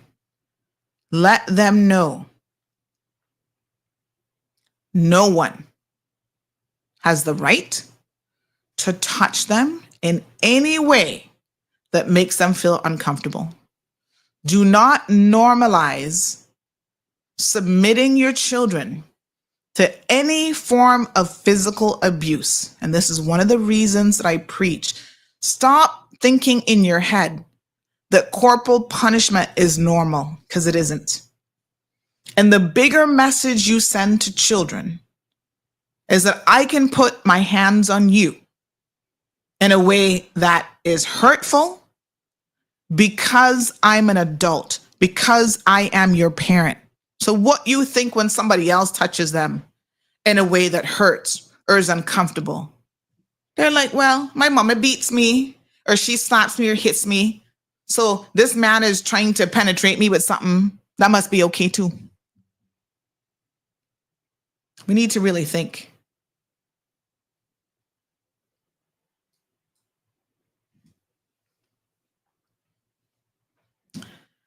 Oh, who is this in the comment section? Philip says, unfortunately, most men will never admit that they were sexually assaulted because of social stigma and embarrassment.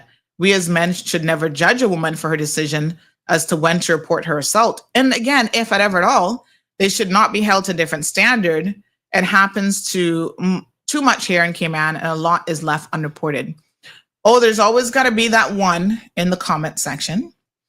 So this person says, uncomfortable for you to talk about, really? Yet you're repeating the same thing a year or more later. She needs to know that what goes around comes around, the nastiness spewing out of your mouth. 924. Stay in the comment section until 9:30, whoever you are, Lamika Lee. Stay right there. Don't move, because I'll address you. I mean, I had no intentions of popping off the first Friday of the year, but stay where you are. Okay? Liana says, call me crazy. I will sit unrubbed time in the Queen's Hotel over my child or children. Absolutely. Darlene says, that's right, Sandy. When you stand up for the right things, they will call you all the names in the book. Elan Groves says, I was attacked by a friend 13 years ago. Only those closest to me know to this day, because victim shaming and blaming is the biggest deterrent. I'm so sorry, young lady, that happened to you. Darlene says, the closest to you can be the first to hurt you. The closest to you, can be the first to hurt you. Misha says, well, you read ignorant comments, the trauma digs in deeper. When you read ignorant comments, the trauma digs in deeper. Read that again. Think carefully before you speak on topics you have not personally been through. The least you can do is STFU. 3 minutes to go, really, until the end of the program. She deleted it thinking you wouldn't see it. Oh, she deleted the comment already? Who is Lanika Lee? Well, I'm still seeing it, so stay right there, honey child. I'll come in. Many marriages in Cayman started out with rape and molestation. Some of those old-time Caribbean men have been had some aggressive ways of courting. Wow. Yeah, stay there, Lanika. Just a couple more minutes, 2 more minutes. 2 more minutes. Your level of ignorance is astonishing, actually. But that's okay. We get ignorant people around here occasionally, and we're happy to talk to you. This person says, as a mental health professional and advocate, hold on, let me grab this one so we can read along. 1 second here. 926.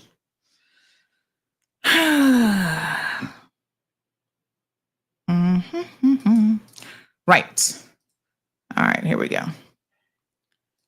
As a mental health professional and advocate, victims of sexual assault often endure not only physical violations, but also lasting emotional and psychological scars. We must recognize that every victim's story is unique, shaped by their individual circumstances and backgrounds. The candidacy of Leon Gold for public office highlights a troubling reality. Perpetrators are often protected in our community. The situation mirrors the ignorance surrounding public figures like Makiva Bush, as many continue to vote for those with troubling pasts. This environment contributes to the alarming prevalence of mental health issues among men and young girls being groomed from a young age, leading to unintended pregnancies and cycles of trauma. It's time to challenge the status quo and prioritize the safety and well-being of our community's most vulnerable victims.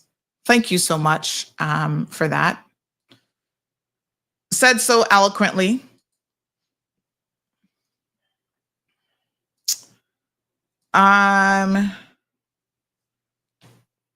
Somebody says, good morning. Do you know when male rape was made illegal? I don't think it's that long ago when compared to other laws, and that's why men still don't see it as a real crime. Another person says, remember the story I told you about my stepfather? I was also 12 years old. This one says, the reason why the sexual harassment bill cannot be passed is because many politicians and are in the act of the cause. These members support and encourage defaming a woman and child. Remember, it took Mr. Anglin to answer the question if he would stand against Bush on the sexual assault. If I was a father, he was already rubbing time over me. Especially me as the wife, I would murder my husband and that friend too. All right. Radio folks, we're going to go straight to social media. Please have a safe and wonderful weekend, and we'll see you guys on Monday. All right. Radio's disconnected. Let me read one more comment. This person says, make me wonder, his ma is a big PPM supporter, old fuck shit head. It's after hours now. Their day will come, and what a lick they will get. All right. let me tell y'all something. Let's go back to this extremely ignorant person. You know, I got to learn. That has to be my new superpower, is to really learn to ignore ignorant people. And Lanika Lee, your level of ignorance, and I want to highlight it because it demonstrates you're not the only person that would be sitting here with this kind of ignorant comment. Maybe you're the only person who has the balls to say it. It doesn't even make any sense what it is that you're saying, first of all, okay? So you're saying, how can you say it's difficult for you to talk about? The truth hurts. Why you're so angry? Remember, karma is real. What the fuck are you talking about? First of all, seriously, what the fuck are you talking about? What you're saying doesn't make any sense. Just because something is difficult to talk about doesn't mean you don't talk about it. And the victims who themselves find it difficult, you don't think that every victim who's ever reported it found it difficult to make that police report and to stand up for themselves? So why would I not talk about it? Because it's difficult for me. I'm supporting victims. In a public forum, we need to be having these conversations. And if I have a platform that can highlight these wrongs and give those victims a voice, we've had one that has come on here and agreed to do an interview. I wish more would. I want every single one of them to be able to tell their stories, because that's the only way we're going to change. What nastiness is spewing out of my mouth? The truth? The truth is nastiness? Let me be very, very clear to you. Not that I give a fuck what somebody like you thinks. Huh? Because you will never silence me. Y'all are good at silencing victims, but you will never silence me. I don't know if you're family to Leon or some other rapist that you're on here feeling like you need to get in the comment section and protect them. And you're entitled to your opinion, that's for sure. Even if it's a piss ass opinion, you're still entitled to it because we live in a democracy. But let me address you very, very carefully and very, very honestly. Don't come for me. Karma? Right. And what will his karma be? Because I believed he fucking raped that woman. So what will his karma be one day? Will somebody subject him to the same fate? Maybe somebody will stick their fingers up his bonker hole and make him know what it feels like to be violated. Tell him to leave children alone. Stop targeting these young girls. Nastiness spewing out of my mouth. Yeah, the truth hurts, doesn't it? What nastiness came out of my mouth today? Do tell. She needs to know what goes around comes around. Fuck you. Huh? This is life. Everybody will be subjected to good, bad, and indifferent. And one day we all gonna die, bitch. Okay? Nobody gets out of this shit alive. But you know what? I would rather live in a community where I can make a difference. I can speak up for victims. And if you think, oh, you're repeating the same thing a year or more later, we should repeat it from now till 50 million years from now. So fuck you. Yes. You think the truth should be silenced? After a couple years, let's just erase the fact that you were in court for raping a woman, moonlighting as a taxi cab driver. Oh, yeah, let's not talk about that anymore. Because his reputation is so squeaky clean. Really. You see, that is the problem now in the communities that we live. That's why these bitches feel so comfortable being who they are. And if you want me to shut up, you know what you must do? Come off my show. That's the best way to not have to hear me, honey child. Come off of the motherfucking show. And then you're not gonna hear it. Okay? I got a suggestion for you. Today, Friday, OC's on air. He probably just reading a 50-year-old newspaper, being nostalgic about how good life was 50 years ago. Go listen to him. All right? Don't come over on this platform and try to cause no trouble this morning. Leon Gold, and like I said, I don't know nothing else about the guy other than this history. He does not need to run for public office. He needs to go sit his fucking ass down. All the little girls that have been targeted by him need to know, and anybody else out there who is thinking about running for public office, who has this kind of history, they need to know. You step up to the plate, and Sandy knows about it. I come in for you bitches. This is my country. And I have one child. Yeah? We all need to protect and look out for each other. Wife beaters, you not got no place in this either. Nah. As a woman, we're looking for some real change. Okay? Now, I don't know who he running with, if he running by himself or what it is. Save your $1,000, Bobo. Don't waste it.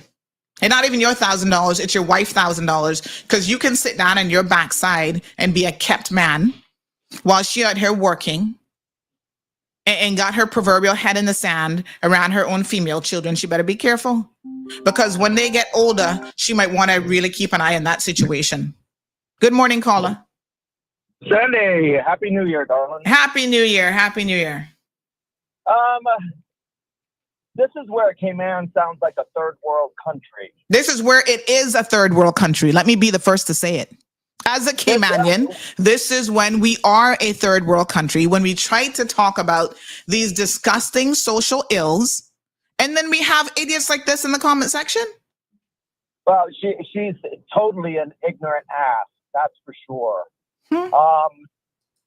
She's the one that needs to be hushed. She's the one that needs to be silent. You can imagine someone telling you, oh, well, if you claim it's a difficult conversation, why keep having it? Because the victims are having a difficult time, trauma that they never get over, and they have to live with it day in and day out. So why can't I lend my voice to this cause? Sandra, I've spoken to you on air about this before. I've also am a victim. Began at 6 years old. Wow. Went on until I was a teenager. And I still deal with it today as a grown man. It's shame. It's guilt. You feel dirty. There's no words to describe how a person feels. And it's bringing up a lot of ill feelings now. So, and with many, many years of therapy, still in therapy. Not only for that, for other reasons too, but it really screws you up. Starting at 6 years old. So what do? I started numbing myself at 9 years old drinking. I started numbing myself even more at 12, drugging. Wow. Until I realized I have to take control of my life. I have to be responsible for myself and my mental well-being. But it doesn't shut out what happened. It will never close. That curtain will never fall. But what I want to say as well is, what kind of criteria does the Cayman Islands have for these so-called people running for politics? There should be changes in the law for, your education. What have you done for the community? Just, who are you as an individual? Not $1,000. Not paying $1,000 to run for office. But who are you? Your character. What's your character? What have you done? How have you made a difference? And these people coming out right now, and expecting people to get to know these candidates who are deciding to run. No, that doesn't give the people of the Cayman Islands any opportunity to get to know who these people are. Really are. Things have to change. Cayman has to change. The laws have to change. I'm still dealing with the situation, as you know. dealing through government. That began in March of last year. Still, March of last year. Still waiting for answers. And of course, I still can't say anything to you, or we can't have our conversation that we talked about, because nothing's been done from the DPP's office. So maybe. You know, and then for a victim to not want to say anything, look how long it takes for anything to get done here. And then they have to go through it all over again, time and time again. They're victimized over and over and over again. Yep. Come on, Cayman. Get your head out of your ass and get it together. Yeah. We are in 2025. This is not a third world country. We can put all the big buildings up and put on, the big show for anybody we want to. Yes. Let's get it together. Let's get it together. Thank you, caller. You bet. And of course, people are commending that caller. Carla says, oh, wow, I know that takes a lot of guts for a man to come forward and talk about that. Proud of you, sir. It does take a lot, And so even when I say that it's difficult for me, what is my difficulty compared to what these victims are having to live with every single day? There's a lot of other things I'd much rather talk about, but those people, this caller, deserved a platform, a forum where he can call in and know that hashtag all victims are supported. Male, female, children, elderly, it doesn't matter. Black, white, Caymanians, expat, Jamaicans, Filipinos, I don't care. All victims must be supported.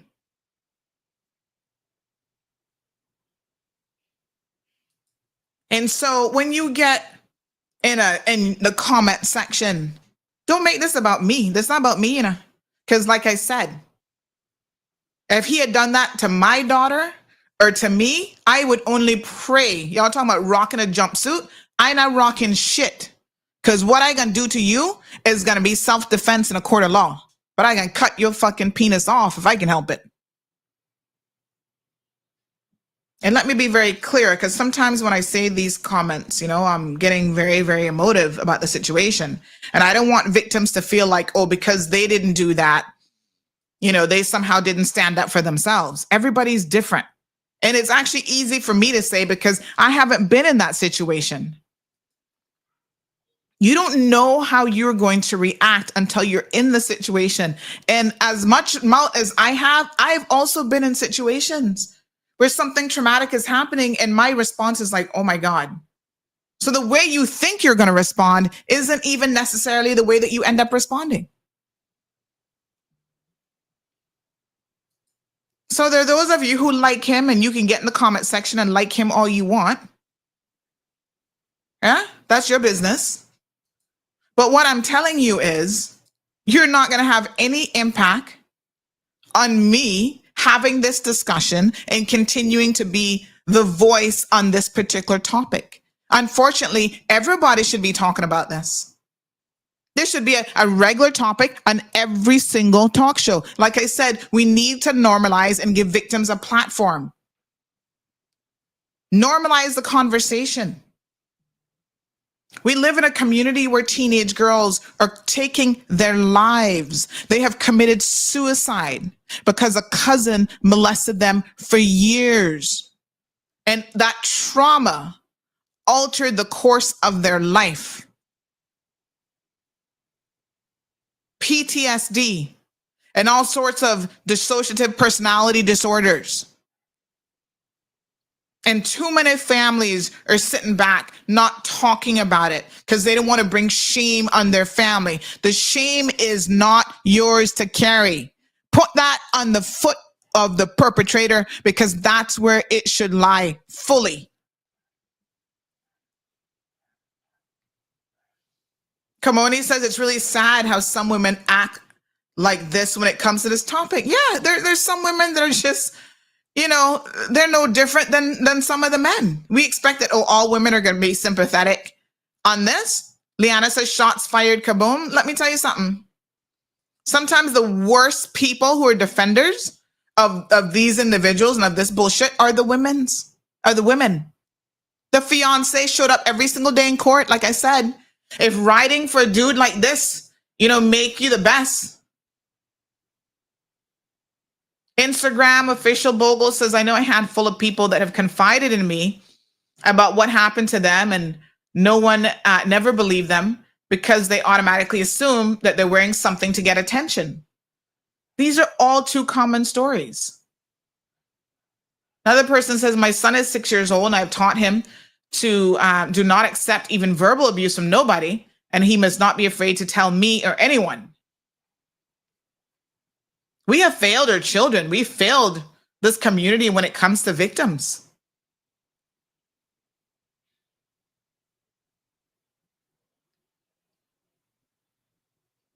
And I'm sad to say it, but you not stepping forward for public office with this kind of accusation ever and thinking that you can run for office. This doesn't go away.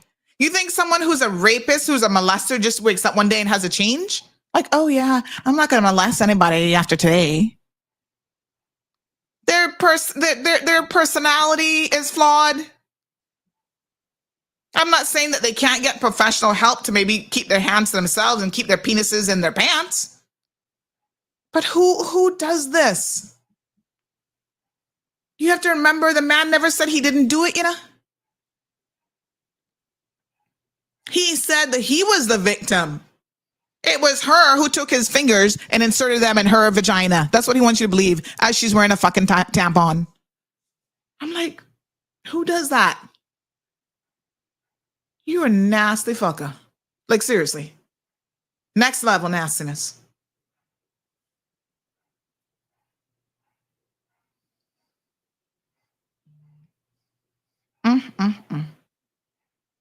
Leon, save your wife's $1,000.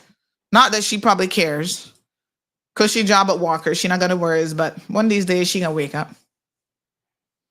Miss Darlene says that is in the blood. Sometimes it runs in families, because you'd be surprised how many victims themselves become the perpetrator. Statistically speaking, it's very high, because they're over-sexualized themselves at a very young age. And then it's so sad to know that something horrific like that has happened to them, that they then become perpetrators and continue that cycle of trauma against other people, especially in families. It happens a lot.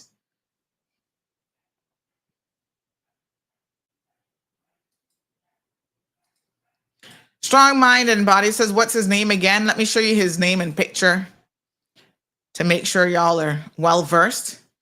His name is Leon Gold. Apparently his official, it says official Leon Gold, I guess will be his, I don't know if he has all these pages set up yet. It says Twitter, Snapchat. Who the hell be on Snapchat for politics? Facebook, Instagram. There he is. It's so funny because when we first wrote that he was arrested, he took down all his social media and was hiding. But you see, we make it too comfortable for people in Cayman to run for public office. They're not hiding no more. This year is sure to be filled with hope, opportunity, and abundant blessings. Let's make it a remarkable one. Well, I say, let's make it a remarkable one for all victims. This person says it runs in families. The Webster family is a prime example. This person said we should give him a call. Oh, she left Walker. She's now a senior associate at what? Bedrell Christian Law Firm. Who the hell are they? Never even heard of them. Well, she might really need $1,000 then, because she's not making Walker's money again.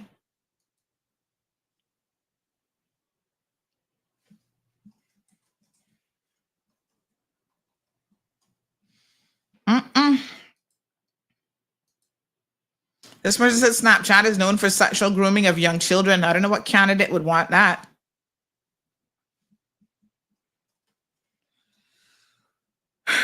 when you talk about McKeeva Bush, I say what I have to say. I'm not going to make no enemy when I say what I say. I know you, what you stand for. I felt bad for his poor mother. So this person's sympathetic because of the mother, but we just have to take what throw at us, Sandy. I would not hold no grudge against no one. Speak this. I am telling you in my heart, it is true or lies. They raise up against me. I cannot make you to cover it up. I love them all. We live like family growing up, and I still love them, but no one should fight you because you talk about everyone. You have a duty to do, Sandy. I know you're mad with me, but I have to be honest with you. I'm not mad with you, honey child, because this ain't got nothing to do with no friendship. This not got nothing to do with this not got nothing to do with that. Listen, me and you can be the best of friends, And if you have someone who has done something like this, then it is what it is. And if you're a good, decent person, that's not going to affect our friendship. That ain't got nothing to do with it. Let me be very clear, honey child. I'm not going to be vexed with nobody because the truth will be spoken. Whether you like it or not. So I'm not taking no insult to anything.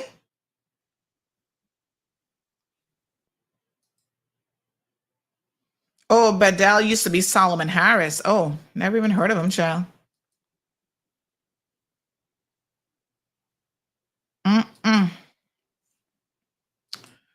So somebody said, call him, invite him to have a talk. Let's see what he has to say, because we all know it's up his ass.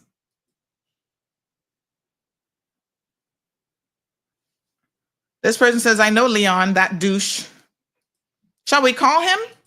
Y'all ready to have the second day of the show so damn spicy already? Lord Jesus.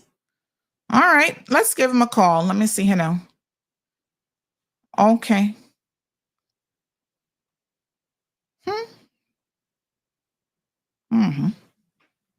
All right, call him.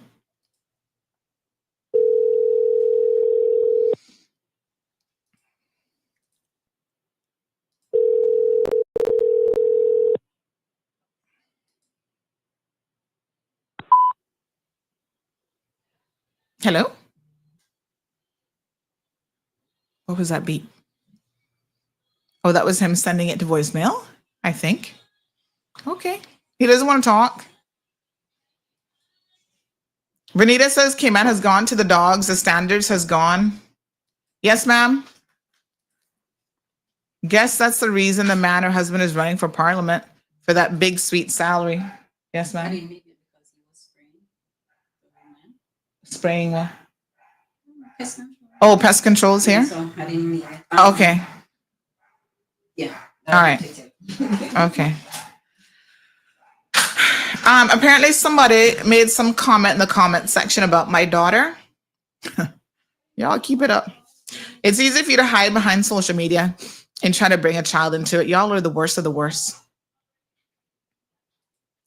But you think you're bold? Come to my face and say something like that.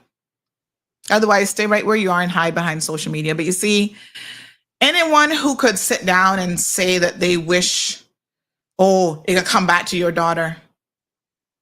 I'm here trying to protect everybody's child, including my own. Right? Because if we sit down and we do nothing in this community, she will surely be victimized like so many other women. Y'all are sick. Carlene says if they vote him in, I'm leaving Cayman, like for real. Gabby says the government seems to have forgotten that women helped build this country when the men were at sea. Where is our protection? Where is the protection for our children? We allow them to be too comfortable not doing anything for us. That's the God's truth. And keep voting them back in. Dee Dee says there's no empathy to other situations on this island, only for the wrong things.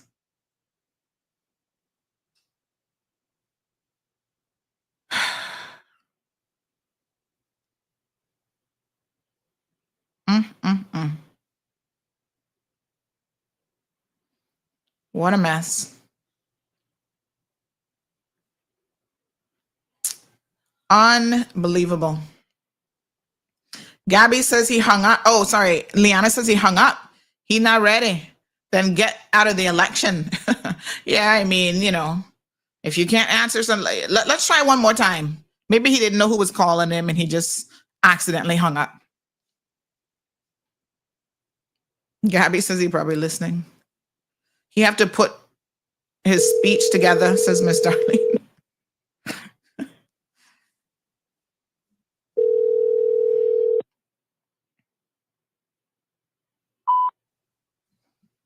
Okay, I guess he's not talking to us. Iva says, Sandy, tell them, don't fuck. He get now. Arlene says there needs to be a higher standard for public office. You would think so, right? This is the part where I know people are delusional. Trust me, Kamoni, trust me. People don't even know what they be saying when they try and bring your children into stuff.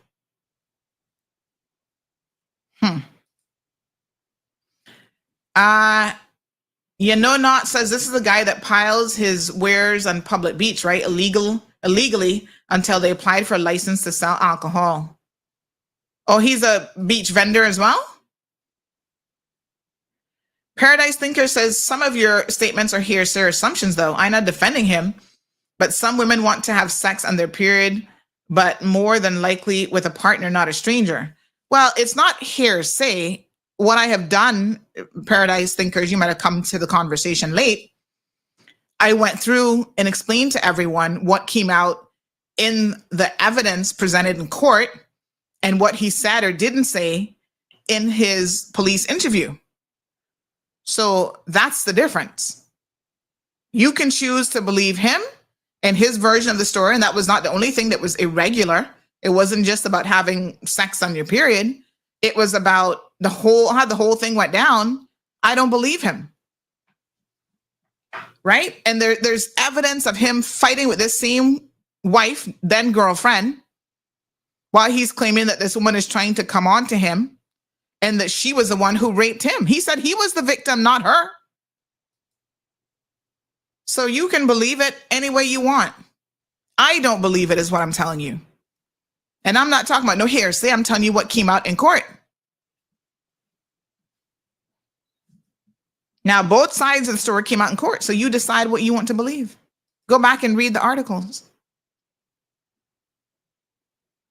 And to be clear, I started out by making it very, very clear that a jury of his peers, the majority of them at least, believed him and he got off. I don't believe him. I sat there and listened to the testimony and I do not believe him. Didn't then and still don't believe him.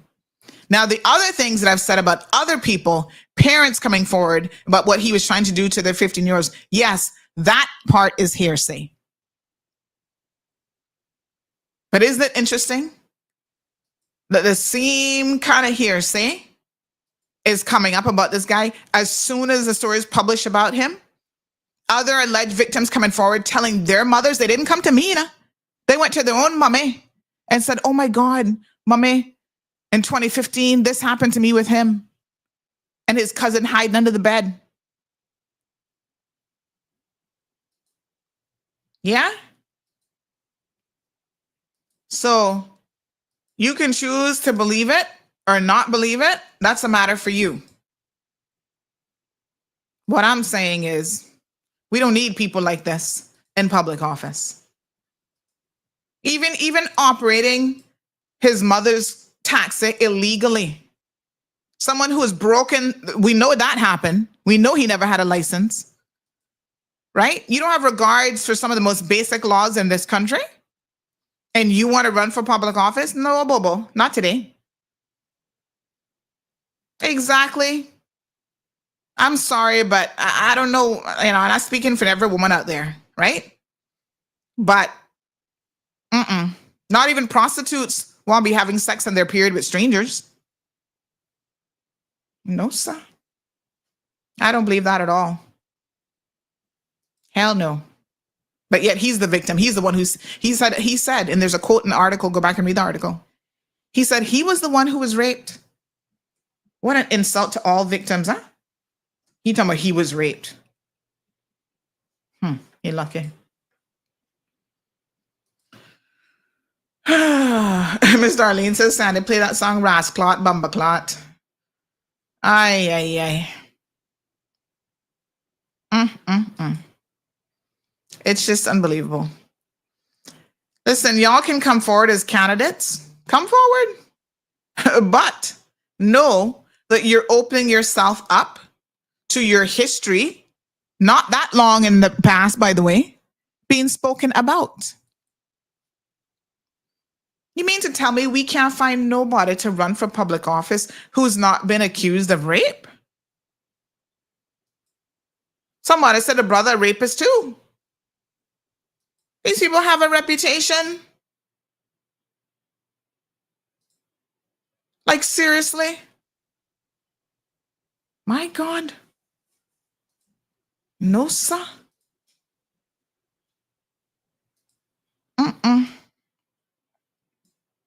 Y'all gotta do better, man. Wow. We're not that desperate to change what's in there now. I mean, at least on some level, we know what we got. But geez, peace. Y'all need to step forward and do better. Here's another comment from a father of boys, and I'm glad he's speaking out. He says, here are the facts, Cayman. It boils my soul to hear people say, why talk about this? Are you serious? These are the difficult conversations we need to have. And ignoring them only proves we accept inappropriate behaviors like this. I was sexually... Wow. I did not know this, and I want to thank you for sharing this. Wow. I was sexually assaulted when I was 11 years old, and it continued for 2 years straight. It has affected me as a man for years, even in how I live my life today. I still deal with real trauma and insecurities. Why are we even considering allowing someone without integrity to join office and represent this country? We're talking about creating a better country for our kids, but this shows that many individuals are not about the country. They're about what they can gain for themselves and their own family. Can we do better than this? Thank you. Thank you. Thank you. From the bottom of my heart, thank you so much. Because I can tell you, it is never, ever easy for any man to say this. And that's why I know when it comes to men in this country, there are so many more victims out there than we will ever know. That 1 in 4 includes men too. So let's never forget them in the conversation.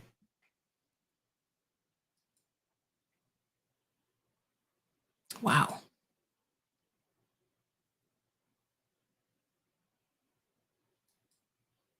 There's some historical stories of abuse in this country. Merchant class Caymanians, businessmen, right? Some of them have skirted in and got into political office, but no more. Okay? No more. I'm not telling people who to vote for. A couple days ago, a man said to me, so I'm in the grocery store. I hadn't seen him in a while. He's Miss Sandy, one Jamaican guy. He got status now. He said, Miss Sandy, man, I haven't seen you in a while. And, you know, he got registered now to vote. He's in Newlands. He's like, who should I vote for? And I think it's so interesting when people ask me, like, who they should vote for. I'm not going to tell you who to vote for. I'm telling you, if I was in a constituency, I might say, okay, I would vote for this person and here are the reasons why. I really want you guys to do your homework and try to educate yourselves, right? So a lot of times now we're in the election cycle. People will come and they'll make their case. It's for you to look at it with a discerning heart and mind, right? So I'm not gonna be telling you, don't vote for this one, vote for that. No. Except when someone like Leon Gold has such an egregious question mark. Let's say that, yeah? Because he was vindicated by a jury. Question mark about this sort of thing. Okay? No. As a woman, we're not making that happen. As men in this community, you all can't make it happen either. You need to stand with your sisters, your wives, your brothers and uncles who have also likewise been victimized and say, no, we got to do better than this. Good morning, caller. Morning, Sandra. Morning, dear. How are you? Not too bad. Happy New Year to you. Can you hear me well? Happy New Year. Yes. I'm in the middle of my workout. Oh, good for you. I've been debating whether or not to call in. Mm-hmm. I'm hearing some troubling comments, and understandably, I feel I understand their sentiment, and I understand where they're coming from. But we need to mature as a nation, as an island, as people, to separate emotion from facts and laws. I don't know this individual, and I don't know the details other than what you have provided in a general overview. And I haven't heard the whole show. I've only heard probably the last 30 minutes. But what I will say is this: people saying we need to have higher standards. So then the question I then pose is, what is that standard? The DPP took him to court. He was found, he was acquitted or yes, or so that's right. So that's why I was saying that the information that we have about the case came from the trial itself. So his defense was that she raped him basically, and she wanted it. And, this total stranger had the hots for him, and she's a white woman. The typical response when someone's caught in a sticky spot. Yeah. Okay, and now this is a woman trying to destroy, a white foreign woman trying to destroy a little black Caymanian life. Yeah. So my point isn't even addressing any of that. My point is addressing he was taken to court and acquitted. So effectively, he went through the process, and some will say, well, that's, including yourself, that was just some luck, or that was the lack of proper prosecution, or that was lack of proper evidence collecting, what have you. The fact of the matter is the court ruled them. So where the people need to take a situation like this and say they want better for our island and for people for running for office, if he done what he did and got acquitted, then you have to assume, therefore, by court of law, he's innocent. Because what happens is I decide to run, and then someone else comes along and says, you know what, I'm going to mess him up. I'm going to accuse him of rape of 2 years ago and mar my name, and while I go through the court system trying to defend myself, I'm at the same time running for political office, and it destroys all of my time. You open up the Pandora's box for victimization and for manipulation of electoral. Well, let's what have the case be? Let me finish my point. So my whole thing to you is these same said people, including myself and yourself, will say, all right, he got through the system, because we know it happens a lot, especially with the inept PPP that we have and the police force. I'm sorry, like everything else, you've got good people in there, but unfortunately you're being overshadowed by the bad. But the point being is, you really, really, really pressured and feel this much, this strongly about having better people inside there. You are not restricted to going to these people's public meetings and taking part in their Q&A sessions. You are not restricted from taking part in the Chamber of Commerce Q&A sessions that they have at public broadcasting that you can submit your questions to. You are not restricted from actively going around and talking to people and saying, have you considered the fact that A, B, C, D, E, F, G, whatever the case may be, and then let the people make a decision, and they can go out and decide to further inform themselves or make an emotional decision. But the point is that he's done his whole thing. You cannot stop people who were charged and got off. But what you can do is make sure that the people around it are privy to the information. Right. Now, there's going to be people that no matter what, Yeah. Donald Trump's the prime example, Makiva Bush is a prime example. Yeah, our national embarrassment. By the way, poor fella, he started responding to me and went off on a tirade, talking about how no good I was. So, but yeah, so it was so funny. But the point is that go out there, make your voice heard. You live in Northside, and this person's running in West. Go to West End. Go to their meetings. Bring these points up. Make them answer to these whole things. And that way is we will hold people to a better standard. And then in the future elections, people like this, if in fact they're guilty, will think twice about throwing their hat in the ring. That is, unfortunately, don't get me wrong, life is never will ever be fair, and we will never want it the way we want it. But we can do certain things, and we can make it happen in a way that we A, conform to the laws, and B, demand better for our society. So it's just some food for thought on that one. Yeah. Thank you. I appreciate it. Thanks very much. Happy New Year.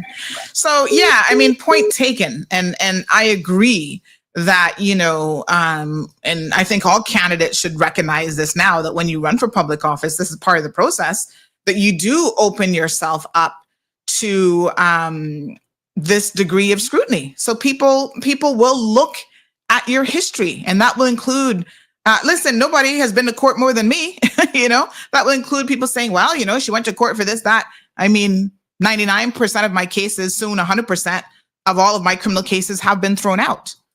This one looks like it will happen at the Court of Appeal level. But yes, I don't have any issues with people questioning if I were running for public office. Well, Sandy, the DPP accused you of this and they accused you of that. What do you have to say about it? And if I were running for public office, I would answer the questions. Because that's fair commentary. That's fair questions. You know what is so funny though? When that caller was making comments about, this stuff coming out, whatever. Even Makiva Bush, here's the irony of it.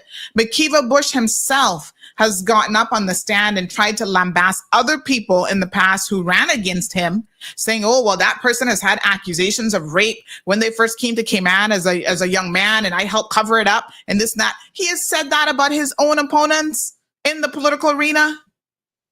Now, the difference this time is obviously Miss Julie. He not really got nothing against her, so it'll be interesting to see what kind of a campaign he ran. All right, so his lawyer reached out. So let's read a letter. He sent us something here that he wants us to read. We will read it, of course.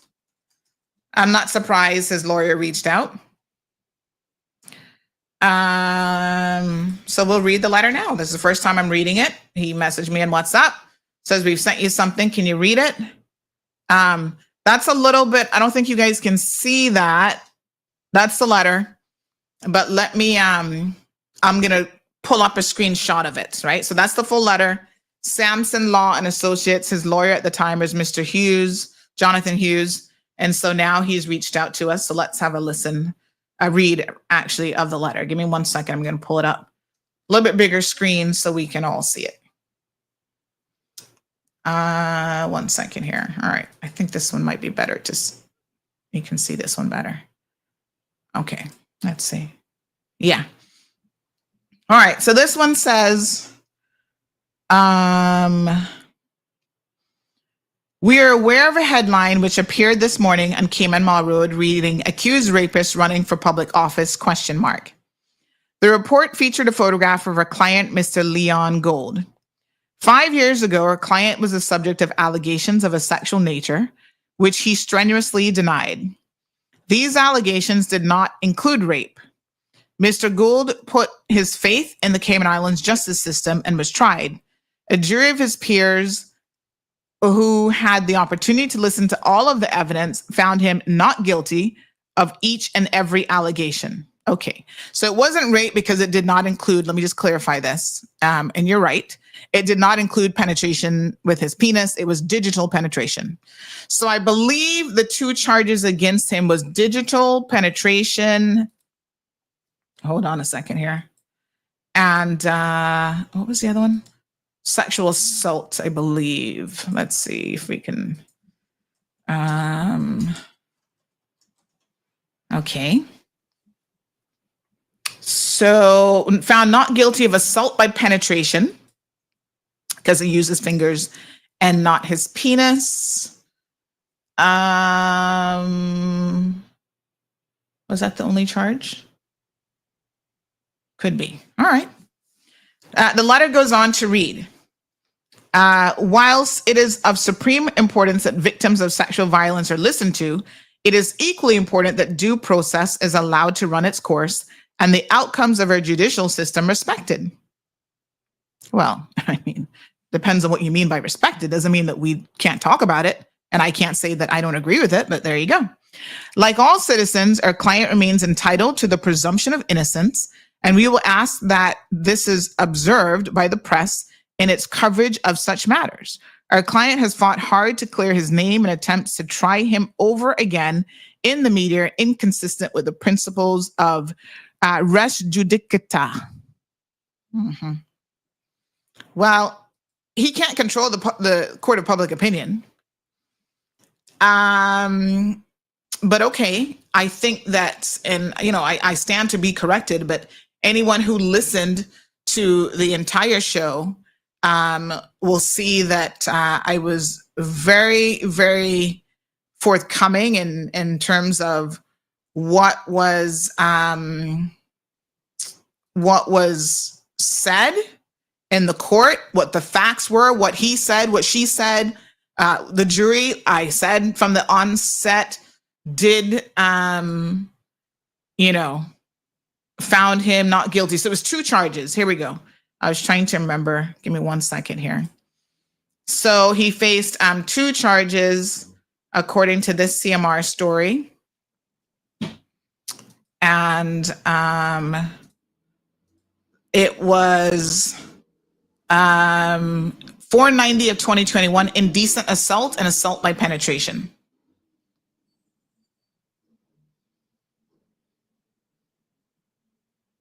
Okay. So thank you for the letter. We have read it in full. And I will certainly even post it on social media. No, in fact, I'll do even better than that. I'll give him a whole feature in a story so that we can ensure that his letter is read by as many of you as possible. And it is, as I said, it is a matter for you whether or not you believe him. Now, listen, I read this letter with interest because, you can't try him in the court of public opinion. People are trying the court of public opinion every single day. And here's the thing.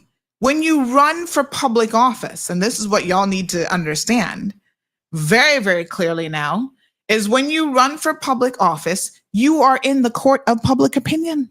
People will talk about you, everything. That's why we can't have people running for public office with thin skin. Some of y'all talk about how they dress, how much weight they carry, how they're sloppy, how they can't speak properly. They're dunce. They not got no sense. They can't string a sentence together. Welcome to politics, sir. Leon, welcome. You put yourself out there running for public office. You don't get to jump into the arena of public, what do they call it? Public opinion, right? And tell us what we're going to discuss or talk about. We're not saying anything defamatory. You notice the letter never went there because we didn't do that. We spoke the truth, the whole truth, and nothing but the truth. And I'm entitled to my opinion, my personal opinion, my opinion of this show is that I sat there, I heard the evidence, I heard what was alleged, I heard his excuse that he was the victim, he was the one who assaulted. Yes, he vehemently denied it. I told you at his interview, he gave a no comment interview. I tried to explain what that meant. And in fact, in the court of law, a no comment interview, the instructions that the jury get is if you say something, if you have the opportunity to say something at the interview stage, and instead you give a no comment interview, it can be held against you when they make their decision. It's called a negative inference. They didn't do that. Okay? And they, for whatever reason, exonerated him. That is their choice. I was not on the jury.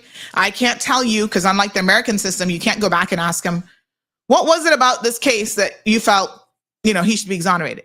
That's not how the English legal system works. The American system is very different. You can talk to the jurors, like, what was it? They'll tell you what the tipping point was or whatever. But I'm entitled to my opinion and my freedom of speech. And I'm saying that I didn't believe him then. And if you go back and historically see what I said about the case, I never believed him. And I do not believe him now. And yes, there are other people who came forward that have said things to me that has strengthened my belief that this woman was 99%, and that's good enough for me, telling the truth. It's the preponderance of what she said in my belief system that has led me to make a particular conclusion.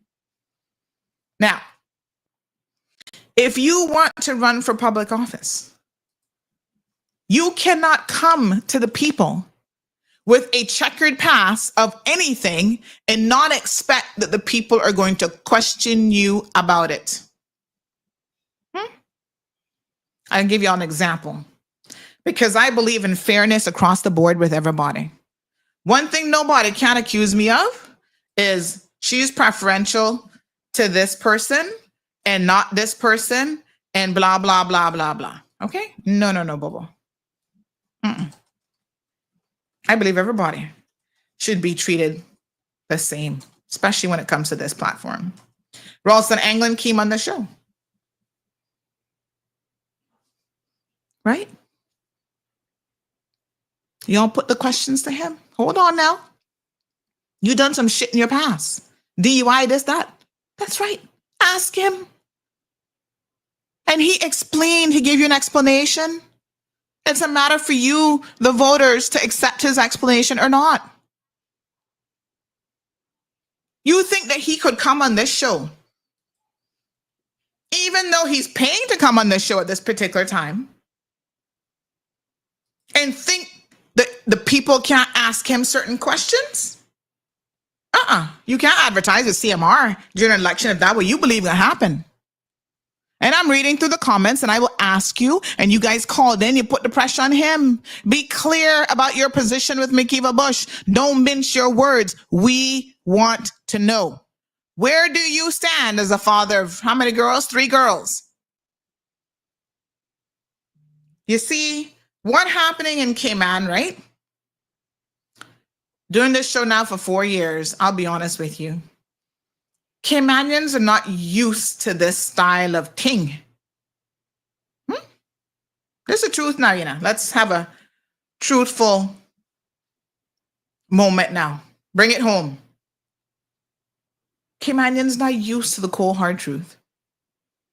We 4 years in, some of you have gotten better than you were 4 years ago. 4 years ago, some of the conversations we have now, no, oh my God, Sandy, you can't say that. We can't talk about that. Oh my God, put a muzzle on her. Let's slap her with another lawsuit.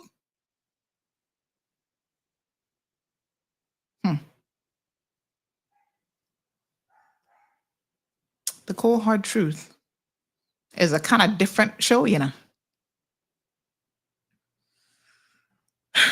if you're not ready, I would suggest you not put yourself in any kind of public forum, because there's a different set of rules that, even as it relates to defamation, that you play by once you've made certain declarations like, oh, I'm going to run for public office or this, that, and the next thing. Yeah? So, come the full understanding of Pandora's box has been opened. Okay? We're not here to slander or defame anybody.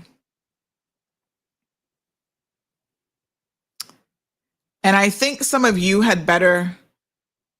you'd be better off making some true assessments of where you stand as an individual candidate, as the last caller said. These people really believe, and you see, people can be delusional. You guys need to go look up the Dunning-Kruger syndrome, and you'll know what I mean. right?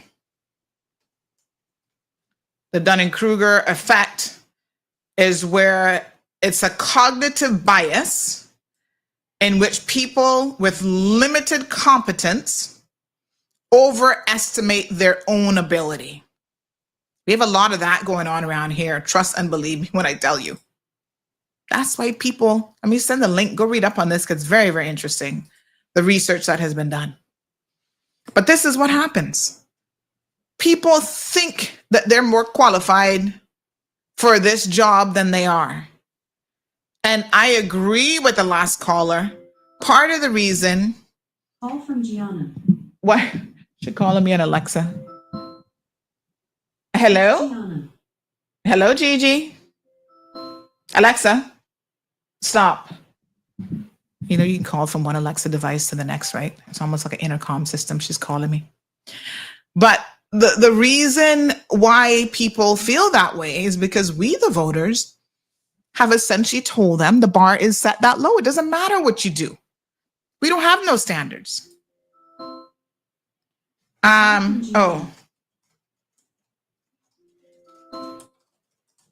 It's Gianna. Someone says, if Leon wants to come on your show, would you allow him to tell me the truth? No, come on the show. Wait, you didn't see me just try and call him? Yes, come on the show. Come on the show. Alexa, stop. This person says, I hate when alleged perpetrators get offended when their past actions come back to haunt them. Then why do it?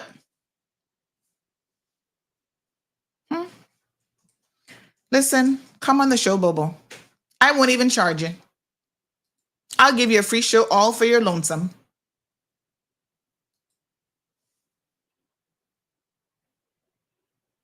Come on.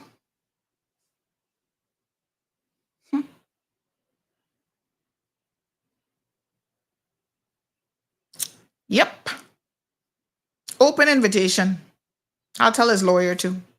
He's welcome to come on the show.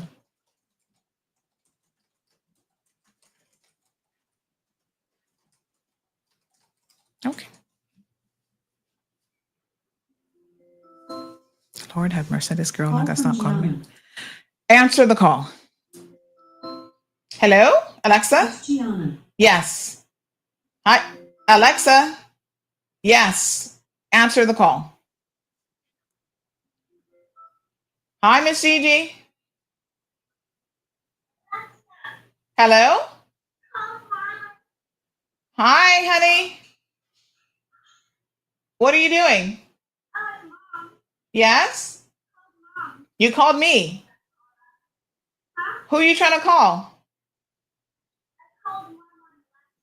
She called Mom and Alexa. She doesn't even know. Okay, I'm going to hang up now, okay? I'm going to hang up. Alexa, hang up. What a mess. Anyway, that's what it is. Thank you, Shaka. Says, yes, ma'am. And to loosely quote Dr. Neil deGrasse Tyson, folks can know just enough to think that they're experts on the subject and not enough to know that they are not. What a heat. All right, folks, that's it. Countess of London says, reaching out to his lawyer now make me believe now that he's guilty. Running for politics, you can't be that skin thin. Alexa, stop. Everyone going to have different options. Cayman gone to the dogs. Well, it is interesting that he would reach out to his lawyer and not take a phone call. Yeah.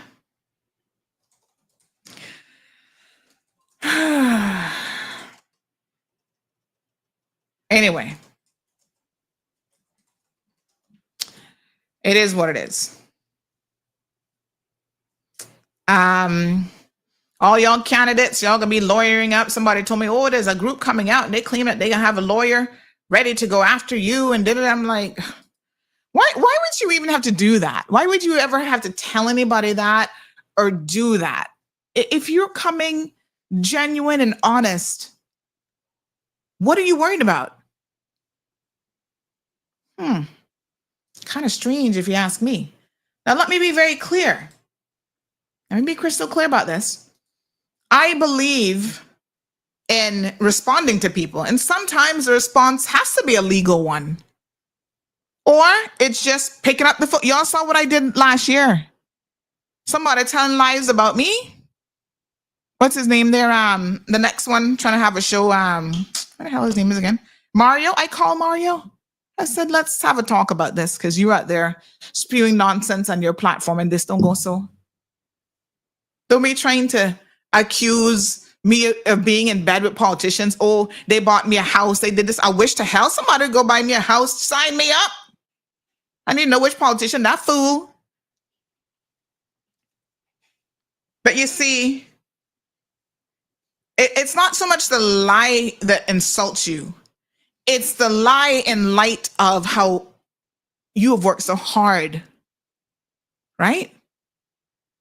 To get where you are, and people discredit you. They discredit your hard work by trying to claim that somebody else can just hand you a paycheck. We're not in that business. Nobody not handing me a paycheck and I'm not working for it. And the kind of working not on my back. It's out here like working for real. So, you want to run for public office? Fine. Alexa, stop. Enough of you are simply not ready, right? You show up to the youth forum, you sit in the audience, you don't get on the platform, and then you take a picture and post it on your social media about, oh, look at me. I went to the youth forum. Sitting in the audience, you didn't participate. Like, what the fuck is that? We watching you. You know what I'm saying? It's not enough anymore to be, stop calling me. Cha. It's not enough anymore to be a Bible thumping, like, oh, that's enough to get you in public office. It's fine. We want principled people who believe in God, but that is not what's going to get you elected to office. Not that alone. You need to come with more. So don't be trying to make that your selling point, because we saw what we get with Julie. That's not nothing that we want. Shaka Zulu says we can start a fund to support Auntie Sandy in the event that candidates decide to form a pact to go after her. Listen, they're not so stupid, huh? Let's be very, very clear, Shaka. The legal fraternity in this country, although some of them will take anybody money, they know what the score is and they're paying attention. You heard what the Court of Appeals said the other day. We need to set down the law crystal clear in this country about the media and freedom of speech. That's coming in May, so that'll be after the election. But everybody done know what that means, and that's coming. This is a fight for me and my voice, but it's also a fight for freedom of speech in this entire community for everybody. The lawyers know what's coming down the pipeline. They see it already. The law in this country will be clarified by the Court of Appeal. So they're not going to be too quick to jump up and try to sue me again without thinking carefully about it. And this wasn't even a lawsuit. This wasn't a civil lawsuit. You know, this wasn't a defamation lawsuit. This was a criminal case, even worse.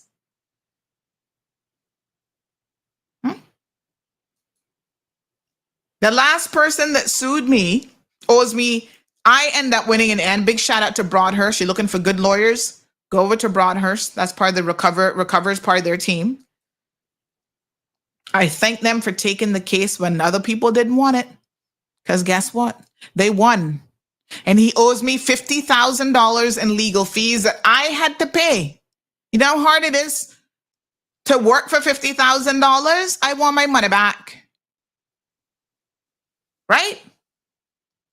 John Felder. I did a very interesting story on him last night. If you haven't read it yet, by all means, please go read it. It's kind of long. I'll warn you.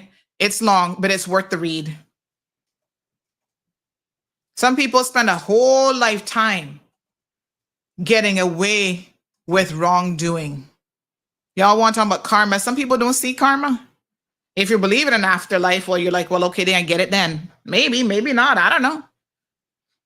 He might be partying in hell with the devil and having a good old time, because some people don't care about that.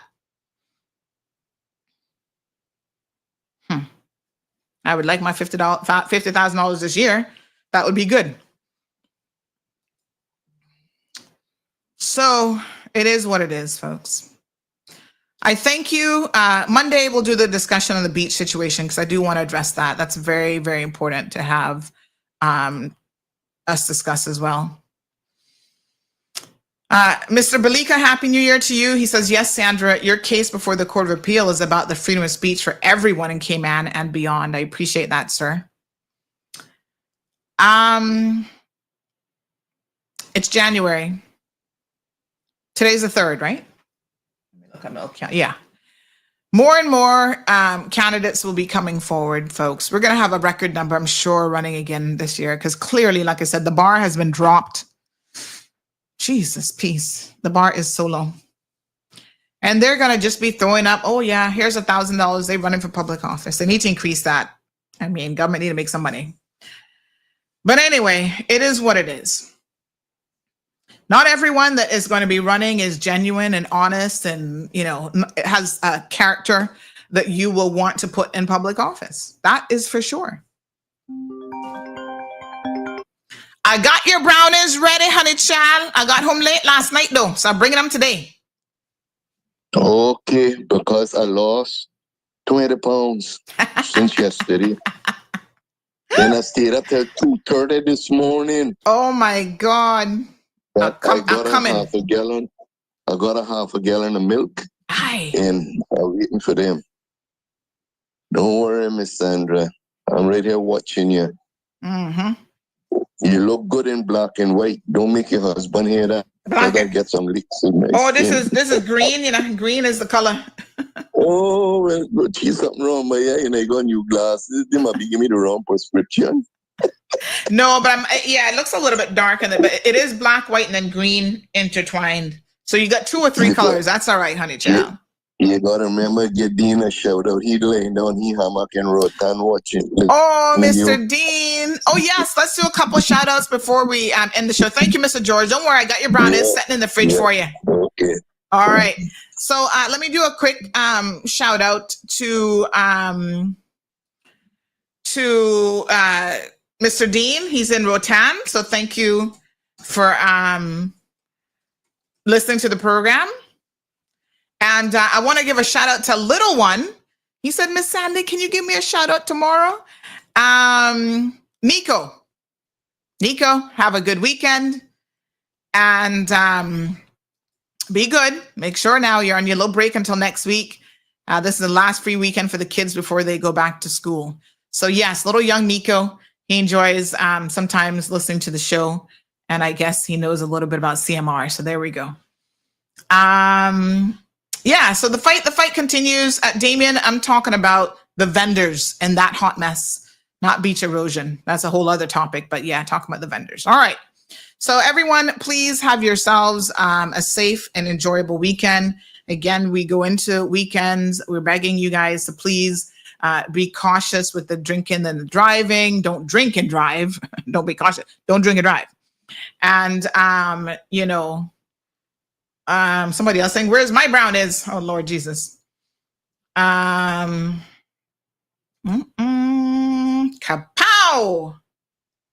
Lord Jesus. Ooh, things getting hot.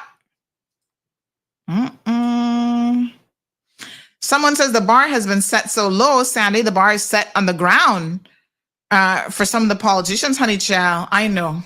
That is so true. That is true. We not got a bar.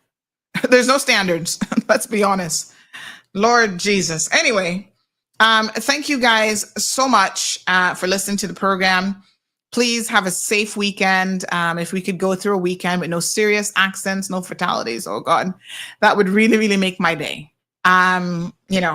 A lot of you, I was so pleased to hear that caller say he was out exercising. We're all doing a little thing. Some of you have seen me lately and you're like, Sandra, you look like you lost a few pounds. Yeah, man. We working on things a little bit around here too. And next week, I'm starting a 28-day indoor walking challenge, a walk-in fitness challenge. And I'm going to bring you guys on that journey with me. So stay tuned for more. I'm going to do maybe 10, 15 minutes a day. And you guys are going to do it with me. And we're going to get healthier, fitter, and make better health decisions, because trust me, health is the only wealth you really need. Anything else can come and go, but your health is important. So let's make that a priority or top priority for 2025. All right. Beautiful people. Thank you so much again. CMR, your number one source for news, your number one talk show. And I am ever so grateful for the ongoing support. I'm grateful for the naysayers, like the people who say she couldn't do it. All they do is serve as some good motivation. And, it is what it is. Praise the Lord. Can we get an amen up in here, honey child? Hold on. Where's my amen button? Hold on. Hallelujah. Yep. Praise the Lord. There you go, honey child. Wonderful. All right. So that's it. I got to get to work. I got stuff to do. The first of the year, so many bills come due. Oh, Lord Jesus. You got insurance, health insurance.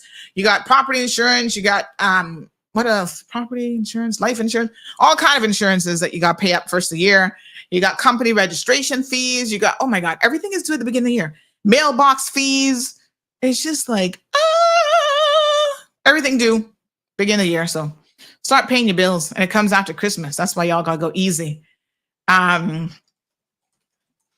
right. So yes, we will do the story. Thank you to Samson Law for that. We will post it up and give him as much, his letter will get adequate exposure.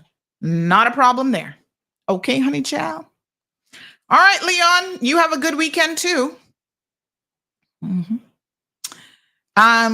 Support victims in any way that you can. Talk to the children and the women in your life. I want to challenge you this weekend, and the men. Pick 4 people that you know and ask them if they have ever had an experience with child abuse, sexual harassment, being assaulted. Oftentimes it's people that we know, sadly, people that we trust and we know. Just ask them, have you ever been victimized? For every man that thinks, why do women wait? I want you to talk to your wives, talk to your girlfriend, talk to your sisters, talk to your aunts. Your mom is still alive? Say, Mommy, have you ever in your 85 years experienced sexual harassment, sexual abuse, or assault? Open the conversation. You might open, it's no doubt going to be a difficult question for a lot of women, but you might just open an opportunity for them to be able to have a dialogue with you that 80-something years old, she never thought anybody cared. Do it in a genuine way. And if she wants to share that story with you, she will. And be ready to hear it. Be ready to listen. As a community, this is a conversation we need to have with the people around us. Don't be afraid of it. Because trust and believe me when I tell you, the more we have the conversation, we will empower women to feel like, maybe I can come forward as it happens. Maybe. Okay? All right. Thank you guys so much. Have a fantastic weekend. Thank you for tuning in to another episode of The Cold Hard Truth on Bobo 89.1 FM. Cayman's #1 talk show is live weekdays from 7:30 a.m. Never miss an episode again. Watch anytime on CMR's Facebook and YouTube channels for the latest show episodes. Don't forget to follow us online on our social media channels. And visit CaymanMarlRoad.com for all the latest news and community happenings.